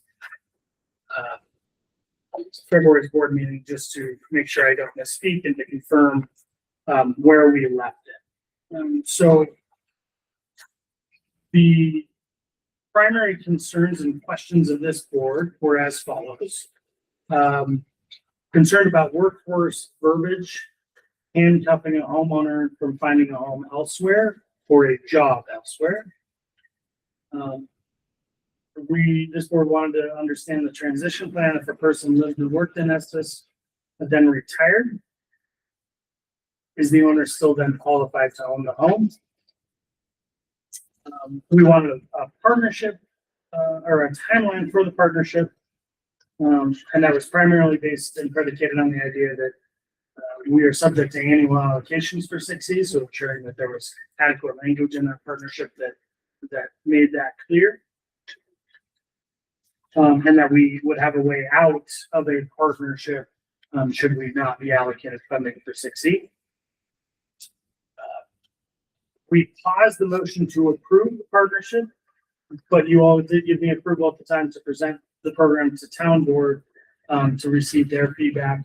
Remember, we must go in front of them, town board that is, if we seek to spend funds outside of property we are seeking to acquire, already own more property that the town owns. So primarily that is going to be programmatic expenses. This I view more as a programmatic expense, but you could also make the argument that is a partnership. But because it is outside of something that either EPHA or the town directly owns or controls, then it would require that I present as a discussion item in front of town board this potential partnership. It is back in front of you all today to have a similar conversation, and to highlight advances we've made, and as we still work through some of the deed restriction complications. And I'll just highlight those quickly, and then I'll open the floor. So the first house at Raven is completed. Their habitat was hoping to close today. I don't know if that's still on track or not. We are attempting to finalize some deed restriction language allowing for a contribution from 6E, so that closing could be signed, sealed, and delivered, so to speak, so that we wouldn't have to amend it for this sale. Funding is not the rush, but the ability to sell the mortgage is, because of some various complications through the sources of funding in Habitat. They want to have all the documentation signed at closing ideally so that they can sell that mortgage. In speaking with Habitat about 213's iteration, any gaps that we had there, and then again, back to this board's concern last year and Habitat's concern is, to a degree, we're trying to thread the needle and provide ownership opportunities without handcuffing a future owner, while also recognizing the public subsidy that is necessary and the public investment that is required to provide or help provide these opportunities. And that can be a difficult balance to try to find. A representative of Habitat took a draft that I provided after a couple of conversations where we're attempting to thread that needle a little bit. The threading of the needle really revolves around one primary concern, and that is the annual requirement or only a requirement for workforce eligibility at the time of each subsequent sale. Meaning each subsequent sale from initial and future sales would require that you meet the workforce definition because of the workforce, the 6E contribution to the home. There is a fear that is not just a fear, it is real and practical, that life is not always that key, particularly in the ownership bucket. And is there a way to provide a homeownership opportunity with the public investment while not handcuffing a future owner of that home to pursue an opportunity that would make them ineligible according to the workforce guidelines? Where I sit personally and professionally is that there is a spectrum of solutions that should be provided. Not every single one of those can be very super clean. And what I mean by that is, in my opinion, I think it is an unrealistic expectation that every housing opportunity, particularly when we talk about ownership, will always 100% of the time be dedicated to a member of the workforce in perpetuity. We can ensure that happens on each resale, but I think assuming or requiring that occupancy on the ownership side is required 100% of the time puts potential future owners or existing owners in a potentially difficult spot and actually disadvantages them rather than providing an opportunity or an advantage. So our current proposal, which we poked some holes in late yesterday, so we're going to continue talking about it this morning after this board meeting, is what I proposed was something that we did similar to Coyote Run's income restricted deed restriction, that it presented a look back period I proposed 4 years, that every 4 years, we would do a look back, re-qualify them as a qualified household, meaning do you still meet the workforce criteria? If the answer to that was yes, great, you have another 4 years. If the answer to that was no, you would have an extended cure period, I threw out 24 months. That would allow you to do one of two things, either come back into compliance to the underlying deed restriction and the workforce requirement, or pay back the public subsidy that was provided initially. There are some gaps in that. While on the surface it feels like a good solution, there are some holes in that because of the way equity works just in general. We're selling this home for less than its market rate. And so there's a concern that even in that provision, it ultimately would still be requiring a forced sale and wouldn't, in practical terms, provide a way to cure or reasonably repay that public subsidy. Because the refinancing of the home would most likely not provide the equity necessary to do that because of these associated resale and income provisions as well. So that's kind of where I put it out there, that we're continuing to have these conversations, both longer term and then for the yet to be occupied but dedicated Raven home, about how we can find a path forward that we think honors the intent and purpose of 6E while recognizing that the ownership model, in my opinion, has to look a little bit different, and finding something that works. 213, by way of reminder, was quite simple, in that each subsequent buyer will be a qualified household for the workforce. Basically, full stop. There's some associated opportunity for hardship, divorces, death, things of those nature. And then we need to provide retirement provisions as well. But it did not require annual or any subsequent re-qualification based on the workforce. I'll stop talking and throw it out to you all for questions or feedback. Just real quick, does the contribution that we make become a lien on the property? Good question. And if so, is it a senior lien or is it just? Junior. It has to be junior, and it's, Okay.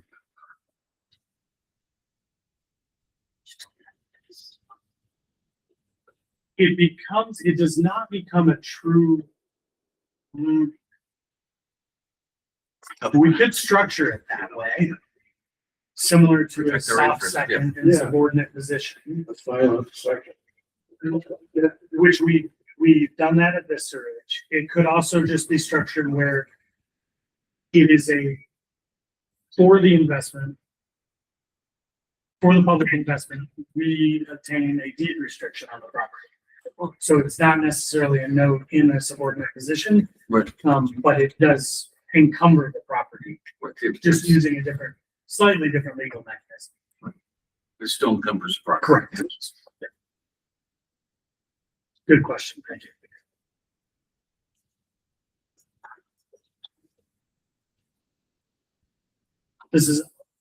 Deed restrictions will always remain, I think, in my opinion, a complicated topic. Yeah, I'm not sure whether it's not just splitting hairs to say deed restriction of habitat is much the same as it's where we were, sorry, back then. Second, at $50,000. We're also dealing with another aspect of 16 money is dealing with down payment assistance. And second mortgages, it gets more and more complicated as we involve more concepts. So I'm not sure where to go. Other than decide and see what happens. And we've seen some of what happens with the Mr. Rich issue. Approval. I think deed restrictions in general are, like I said, complicated, difficult.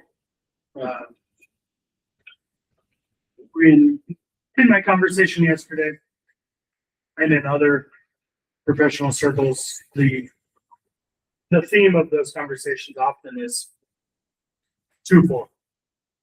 We look back at sort of legacy deed restrictions in other communities and say, there's a lot of holes there.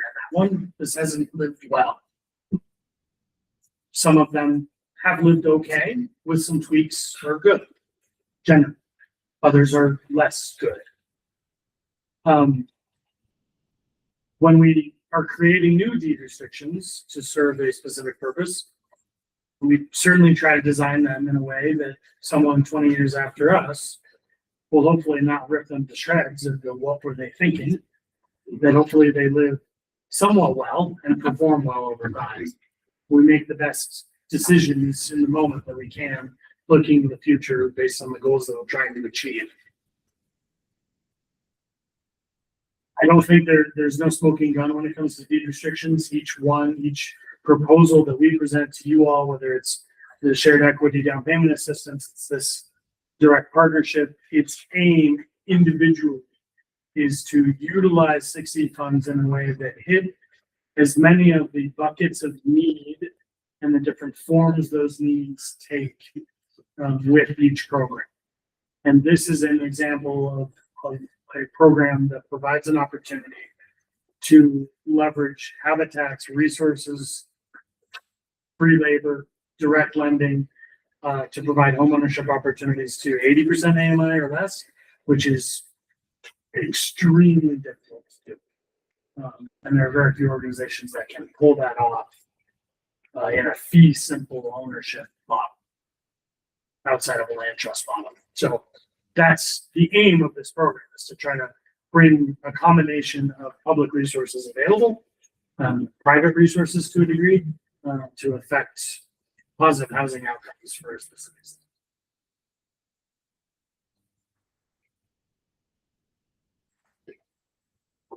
And you're looking for a motion. I'm not looking for a motion at this time. I think based on the direction you all gave me last year, I wanted to bring it back, recap that conversation, see, we have a few new board members, see if there were any additional thoughts or comments on it. I will continue to work with Habitat on hopefully a solution that we find amenable to future owners. That's the most important piece. The provisions of 60 and our perspective. And then if I feel like we get to a place, I will request that town staff put us on the agenda to discuss with town board to get their feedback, and then go from there. Any questions for Scott? Thank you. It is Habitat starting on the second home. You said they have an occupant for the first. They do have that option for the first. We went to the home dedication. I was gonna speak on that since we're talking about Habitat. It was beautiful. A lot of our staff went. Bill Brown was there, and Jeff can speak on that. We created a gift for them, a housewarming gift for the cutting board. Yeah. I run a woodworking business, and thought it would be nice to give them something they can use for a long time. Yeah. So back to your original question. So Fabiola, that's who I communicate with when we receive an application. So we received one last week, I believe. So I emailed her right away saying, hey, we have another application for house number 2.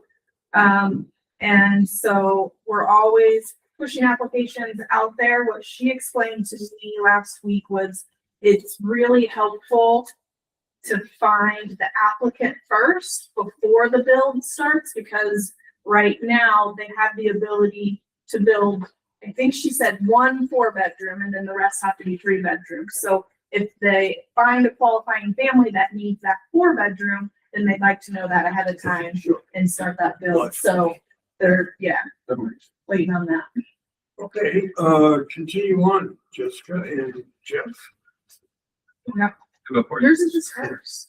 Okay, I'll go first.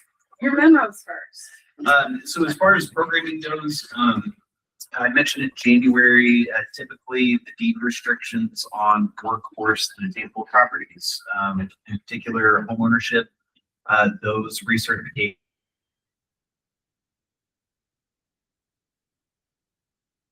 really well and really quick. For 2026, I just have a couple of outstanding ones. One will not be a recertification. They have their place on the market. They have moved out of state and they're not eligible to rent that unit. So the HOA for wildfire homes limits the number of rentals. And so they're at that capacity right now. And so there's no reason to do the workforce verification because they're gone and they're trying to sell. And then rental units are ongoing. As I review all the deed restrictions several times a year just to make sure that as we're going through this process, we are compliant with what the town is asking us to do and complete. And so I'm working with 2 of the property management companies to ensure that they're sending us renewed leases whenever those happen. And so that's, I don't want to say it's new, but it is for one of the properties. It was managed there for quite some time.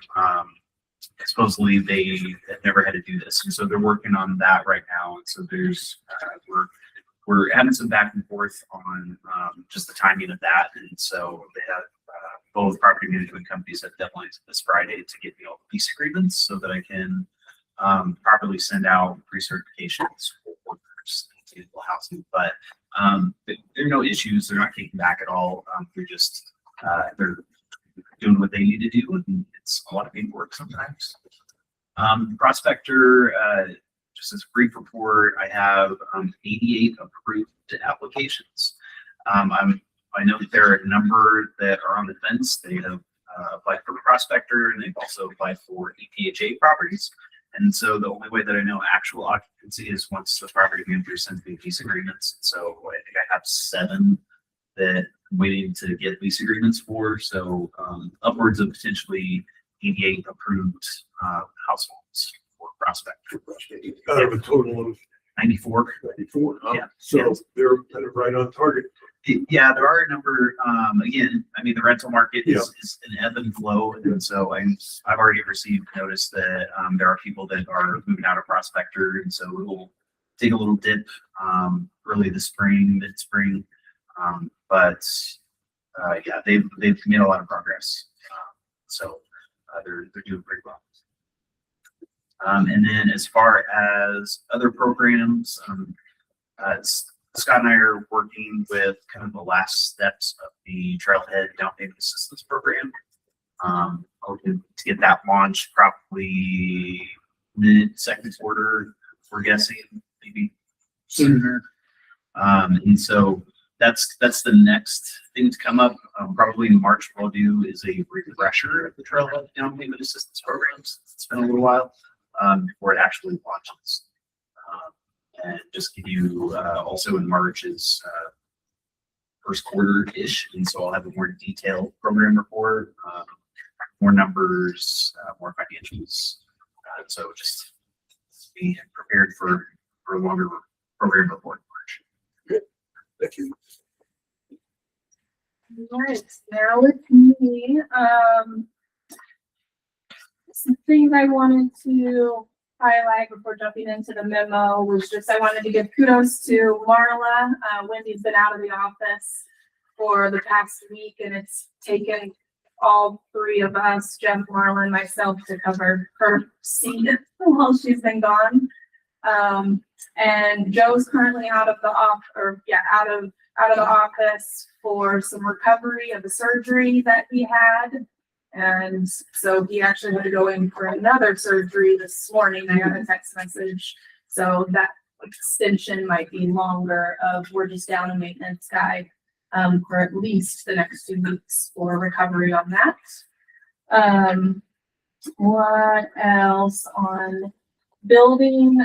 We had to replace a boiler at Fall River Village Upper, a building well, we call it the one bedroom building. So there's one building that has all the one bedrooms, and we had no hot water, no heat call go in, and we call up the lender here in town, and they're like, oh yeah, we have those parts sitting on the shelf since the Stanley owned it, so we'll get those right over to you.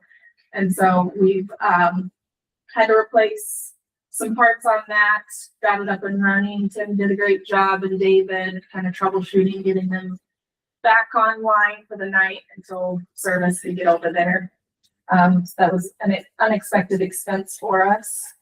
Is that hot water baseboard system or was they? It's two boilers, from my understanding, that air circulate. I don't know the technical term. Forced air. Forced air. That's forced air.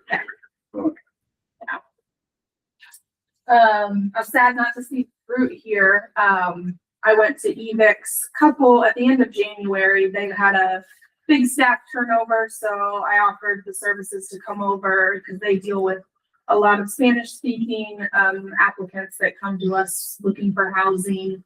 And so I gave them just an overview of what EPHA does. And she was like, okay, great. Like, our staff meeting's 2 hours long. You can take the whole thing if you want. I was like, I do not need that long to talk. Like, give me 45 minutes tops. And I was there for an hour and a half talking. We do this and we do this and we do this. And they asked great questions. So I'm happy to do that with any organization around town, just to spread the word, what we do, all that we offer. So that was a good outing.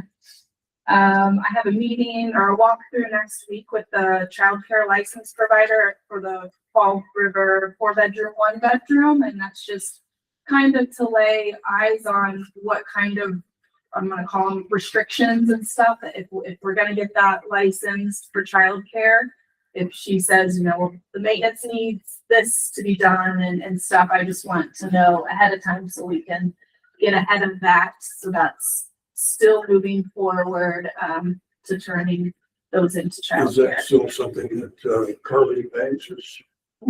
As well.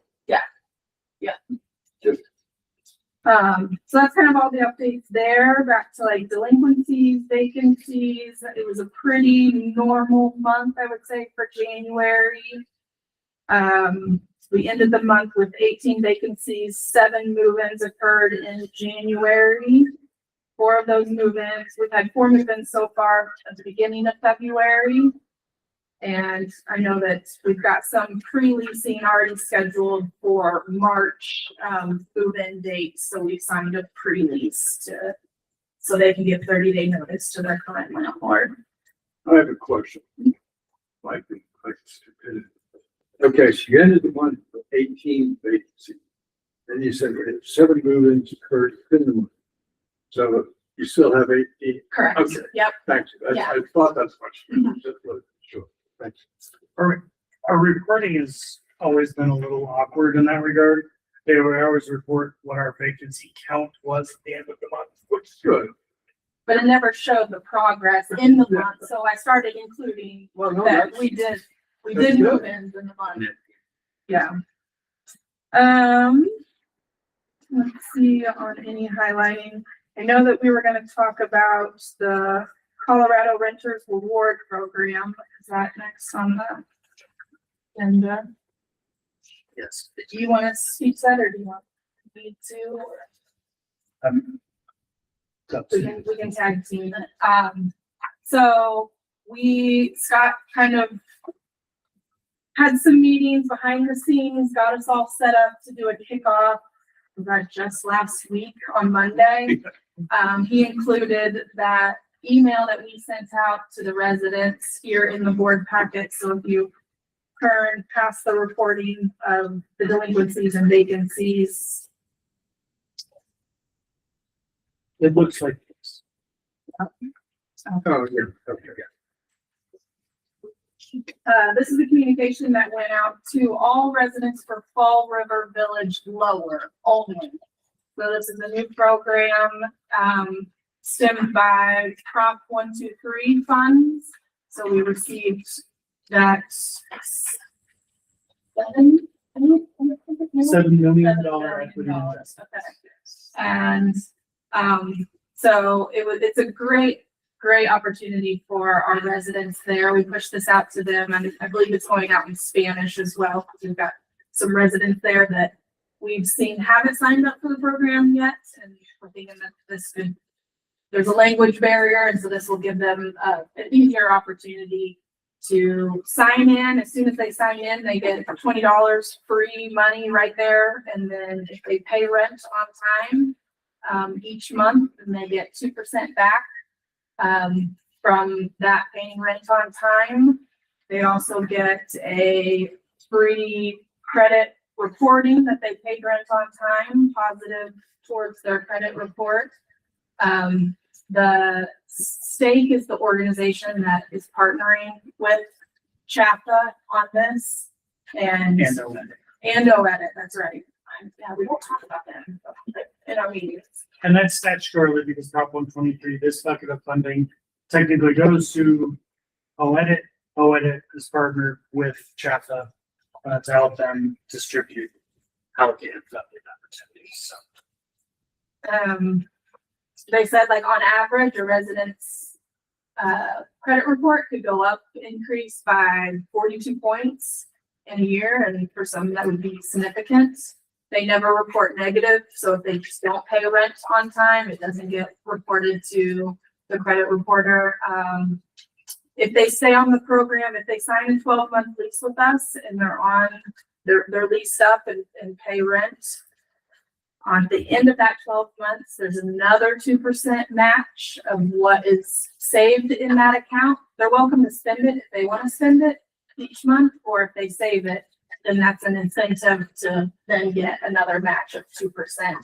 So the incentive is for them to stash money away, to put down as a down payment, home ownership, mortgage, whatever they want to use it towards for housing. What else am I missing on the program? the equity distribution is the only component. Yes. Discussed. Do you want to explain that? Certainly. So of the four primary benefits for residents of Fall River Village, the rent match, the savings match at the end of the year of an additional 2%, equating to 4. There is a potential for eligible residents that have at least signed and lived at a Prop 123 property for 12 months. They then become eligible for future equity distributions, which most likely would come at the sale of a Prop 123 property. So this is a future potential benefit. Financial projections that I think OED and CHAPA have discussed. They're looking at potential future allocations of about $1,000 per participant for each qualifying event. So this really sets renters up to receive the future benefit should they meet the guidelines. And as we get deeper into the Prop 123 maturity of the program of associated properties, there is again, future financial benefit. And then the other, you already mentioned, it was the credit builder. That's the one that I think I'm most excited about, because I think the positive reporting of credit is important. This is a program that is the first publicly funded program of this kind in the nation, according to the governor's office. So it has received some national press. We continue to field press requests for information, interviews, photos. The operating team is taking care of a couple of those. I have a couple interviews scheduled, and I've received a few comments from my own personal family around the nation who have seen this in local news stories where they live or have found them online without being prompted by me. So it is getting some decent coverage, which rightly so.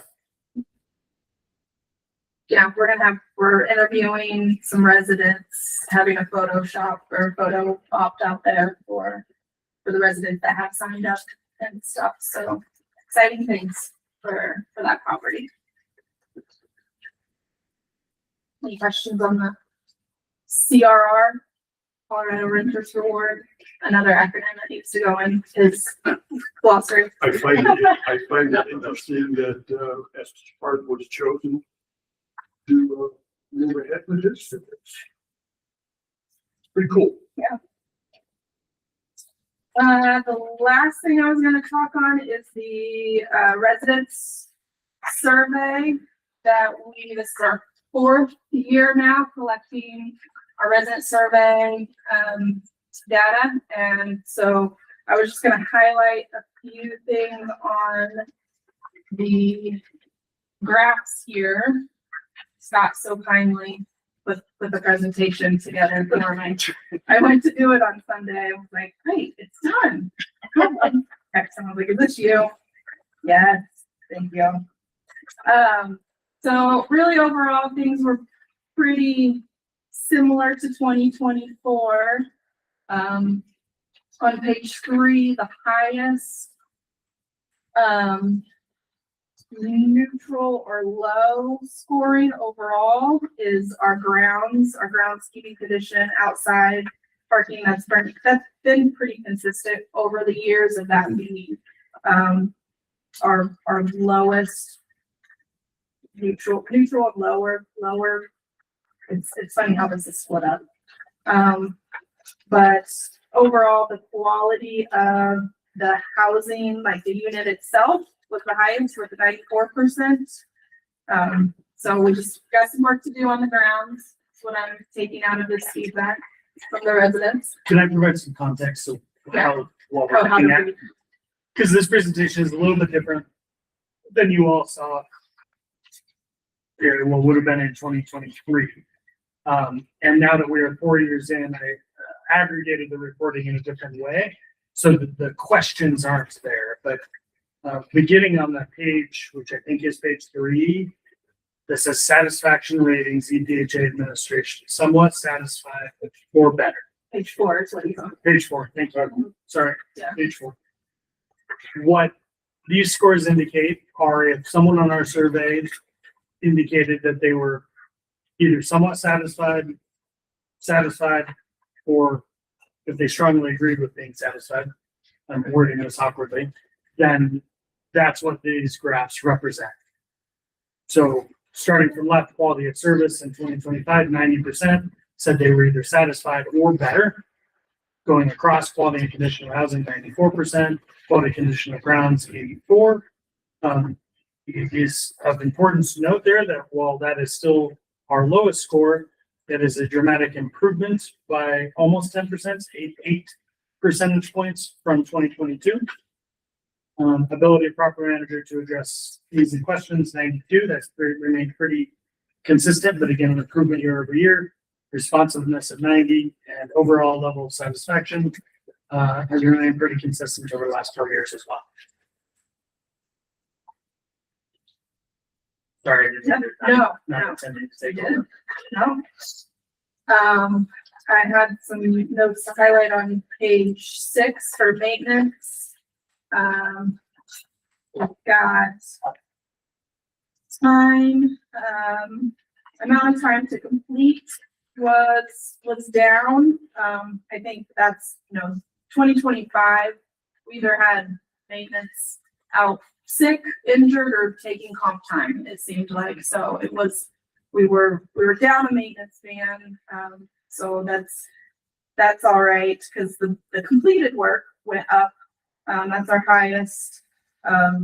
They were satisfied with the completion of the repair by 91%. Over there to the right, that's been our highest over the past 4 years. So our quality of work still great and spot on. Page 8. I think this is an interesting and somewhat impactful slide. Value recommendation and information. Yeah. Is how it's titled. Satisfied or better. Again, page 8. He's on 8, yeah. So the level of satisfaction is the value based on the amount of rent you pay. So 2025, that was 90%, the highest of the 4 annual yearly surveys. I would recommend my housing property to friends or family. That's the full question that's asked. That's remained relatively consistent. So second highest year in 25 at 89% in their housing. Information provided by EPHA. This is one that is made us scratch our heads a little bit, because it is low at 83%. And we want to dive in as a group a little bit to that number, and see as to why that lower score. We have a feeling and inkling, I think, that it could be a reflection on the frequency more than the actual information that we're provided. We have increased the amount that we communicate with Zen communications, and we know that people can be a little sensitive to that. Overload. So that's an interesting one that we want to dive into a little bit, try to ascertain the cause for that drop. This next page, page 9, I found interesting as well of purchasing a home. It's, it's been creeping up and took a significant jump by 4% this year. And when I was going over this, my first thought was, is it because we've obtained more workforce housing? So we have more residents in the workforce tier answering this survey now that's interested in home ownership. So that was just my thought on that, like, huh. But check. And then if Scott wants to explain graph 10, or page 10, I was a little stumped by it on the percentage of household responding. And that's just because we've increased our units count. Yeah, I'd just like to include this slide. Apparently I didn't have an x-axis title. You can ascertain that that's the year, but just shows our percentage, both the count and a percentage in terms of number of responses year over year. So this year, 40% of our active occupied residents, not by unit count, responded to the survey. So that's been relatively consistent. A little bit of a drop this year, but we try to. My goal here is to get at least 50%. We've only hit that once, but surveys can be difficult to get responses.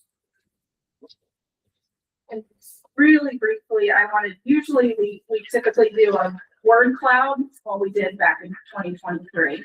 And I tried to create one, and for some reason on Survey Monkey, it tells me there's 85% or 85 responses, but it's all giving me a word cloud of 5 words, 7 words, and 8 words on the question. So the question is, please provide 3 words which best describe how you feel about your housing with EPHA.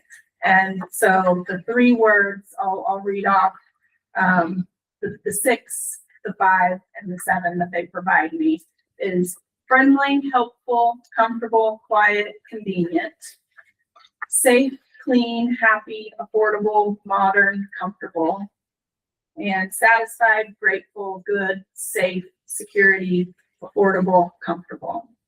So that was, I don't know why Survey Monkey didn't give me all of them and jumble them up, but I just wanted to share that little highlight because those are the good, warm, fuzzy feelings that is why we do the work that we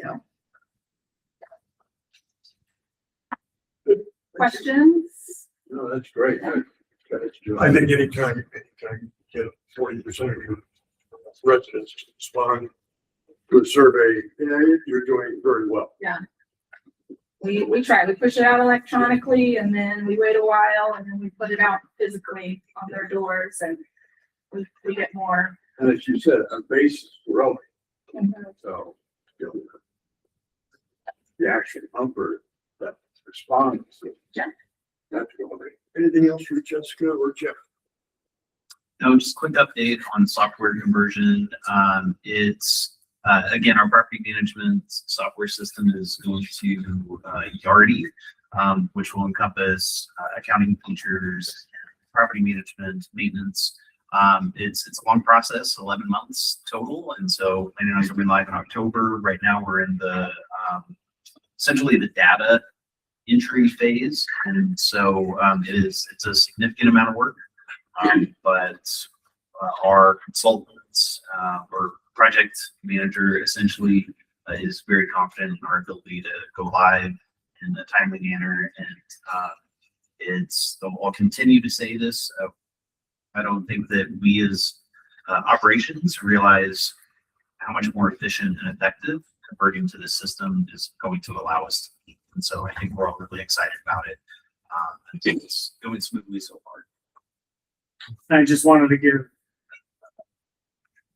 Jeff kudos. He is playing a significant role and has completed most, probably 90% of the required data entry into the new system on behalf of the EPHA. And of course, is working very closely with Jessica on that as well for areas that he's a little bit less experienced in. But kudos to Jeff and you, Jessica, for your work on it. It was a heavy lift.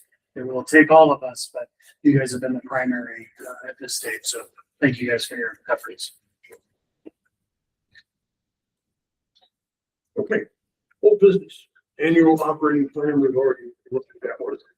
This is actually intended to be a different plan, but I have not drafted it. We're not Okay, so version that's that's ready. well, that's So we'll push that on. That takes care of 7A. Mr. Rick's deed restrictions. So no concrete update for the board other than the homeowner that brought the initial concern a while back has obtained legal counsel. They requested a response at the end of the year from us. I provided them, I think it was a 4 or 6 page memo outlining 6 pages, outlining pretty much every aspect of the deed restriction, why we interpret it the way we do, and reiterating all the communication that we have provided to date. I provided that response, I believe, on the 12th or so, maybe the 15th of January. I purposely paused taking any action after pulling that together for a couple hours of work and responding to their legal request to see if their legal counsel would respond. They have yet to respond other than acknowledgement of receipt and that they would get back to us. So if I do not hear from them by the end of the week, I will pick back up where I left off and evaluate if there's an opportunity for a change in how we evaluate resale valuations within the existing deed restriction. I had an email from the homeowner at the beginning of the week requesting that this board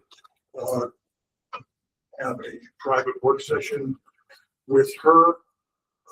I declined that opportunity largely because she's already hired an attorney, and it would be, I think, inappropriate for us to intervene when there is no response from legal action. So I want you to know that had occurred and what my reaction was to her request for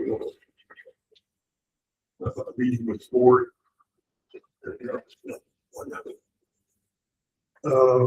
Office move.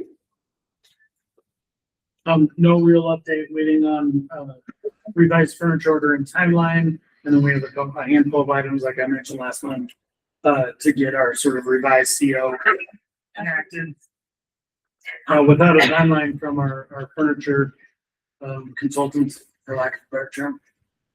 I don't have that timeline yet, but I'm hopeful by the end of April or so, we'll be moving. We have some other preparations to make inside the building in preparation for our move, but we're hopeful to be in there as soon as possible. We definitely can utilize the space to our advantage. Colorado Civil Rights Division case update. New. Yep, I was formally deposed about 2 weeks ago. The complainant was on the call, but it was a deposition of me. So there was no interaction with the complainant. The deposition went an unexpectedly long time.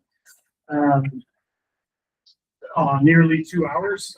We covered substantially the information we covered in the deposition was largely centered around the demographic makeup of our applicant pool, our local resident pool, both in general to the Estes Valley and EPHA specifically. And then the formal hearing in front of a judge is scheduled for tomorrow. We have set it up in a manner that says I don't technically have to be present. But I will be present during the required portions of the hearing. But they had received my deposition, subsequently my testimony they received. So we should be able to wrap this up soon. And I'll provide this board an update once we have final judgment.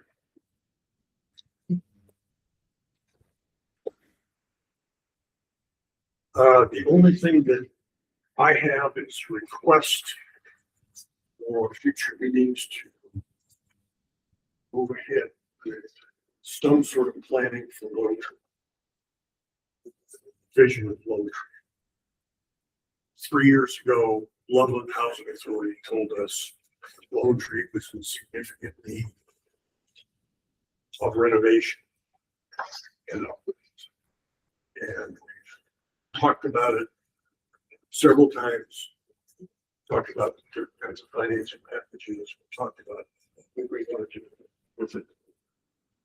And that's all we can talk about. I'd like to see some sort of definitive plan on how we're going to deal with this initial house meeting with the 15 7 minutes of what it is.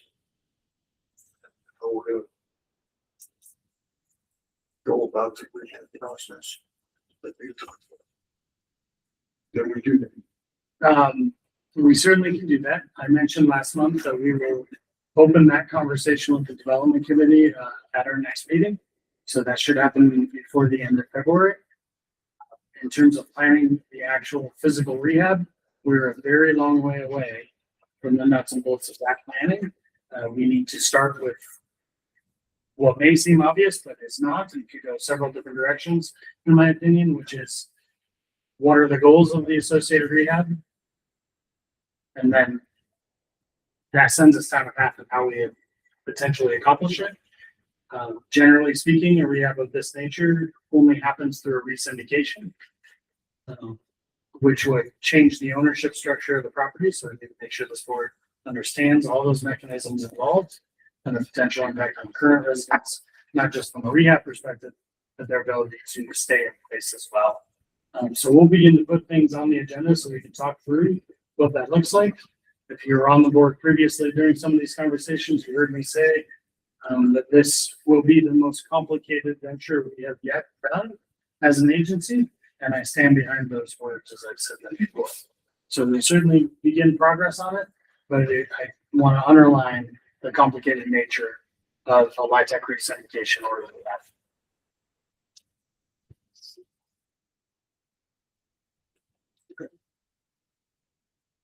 Pete, anything? No, sir. I got one quick thing, if you don't mind, Scott, and it has to go with the fire and everything we talked about this morning here. There's a study session this Friday with addressing the Colorado Wildlife Resilience Code. Are we addressing how that's impacting us? Because I looked at this and the cost of materials and the restrictions on building and so forth. If this passes, we'll also add additional restriction on this down the road. I'll let Pete speak to that. Yes, we know that's coming down the pike and they're gonna adapt to statewide the wildlife urban interface standards. And they've been having peer exchanges on Tuesdays throughout over the last handful of months. And I've been a part of those webinars. So somebody is representing IHIC. Yeah, represent, but more importantly, and to answer your question, is that we've known since the beginning of the design that those codes are coming into place, and there's also best practices for where we're developing to begin with. So what's implemented there, we might have to make some tweaks and adjustments depending on exactly what's put in, but we're aware of it and trying to design a plan for it. Yeah, so it looks like we make any gap even larger in construction and so forth of any project. So, but that will be smooth. Yep. So, okay. Pete, can you mention again the consultants and their associate report for the aspects? Yeah, so we have a specific consultant there, Chris White, who is a wildlife urban institute or interface specialist. He's been in forest wildland mitigation for like 50 40, 50 years. He actually went to Hawaii a handful of months ago to train firefighters there for some of their fire issues. So it's been a good learning experience doing stuff with him. And that's both building materials, but also the overall grounds and everything, which is somewhat in the movie code, but movie code, I think, is more Materials, of I the saw. materials, which are the big driver. Yeah. The difficulty that, you know, there's things that go against each other, like wildlife preservation and removing trees for the wildfire aspect. So some of those go kind of in counterpoints to each other. So it's a balance that we have to strike. Awesome. Thanks, appreciate it. Anything else for you? Sure. Just real quickly, I know the board is aware of my feelings about ordinance 1126. I was gonna point out that maybe you all have experienced the same thing. I've had 4 people, a couple individuals, 3 instances unsolicited by me. They questioned and inquired and supported this board in bringing a lawsuit to get rid of 1126 and the impacts that it has on us and other planning in the valley.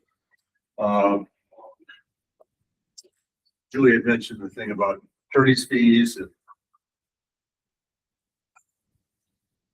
I'll say, it's my opinion that, again, I'm a Texas lawyer, I'm not a Colorado lawyer, but I know how to do the legal research and there's a good chance the town will end up paying our attorney's fees because of the hand-handed way this was handled in light of and with knowledge of clear legal precedent that makes this what should be invalid, void, and unenforceable. So there is a groundswell in the community and then a backlash to this. I think maybe some buyer's remorse. So that's all I got to say. Sure. Marla, Thank you, nice to have you at the meeting this morning. Thank you. Tim, anything? No, sir. Stacy? No, good. One last chance, Scott. Well, no. With that being said, we are adjourned. Thank you for public participation, ma'am. If you'd like to talk to me,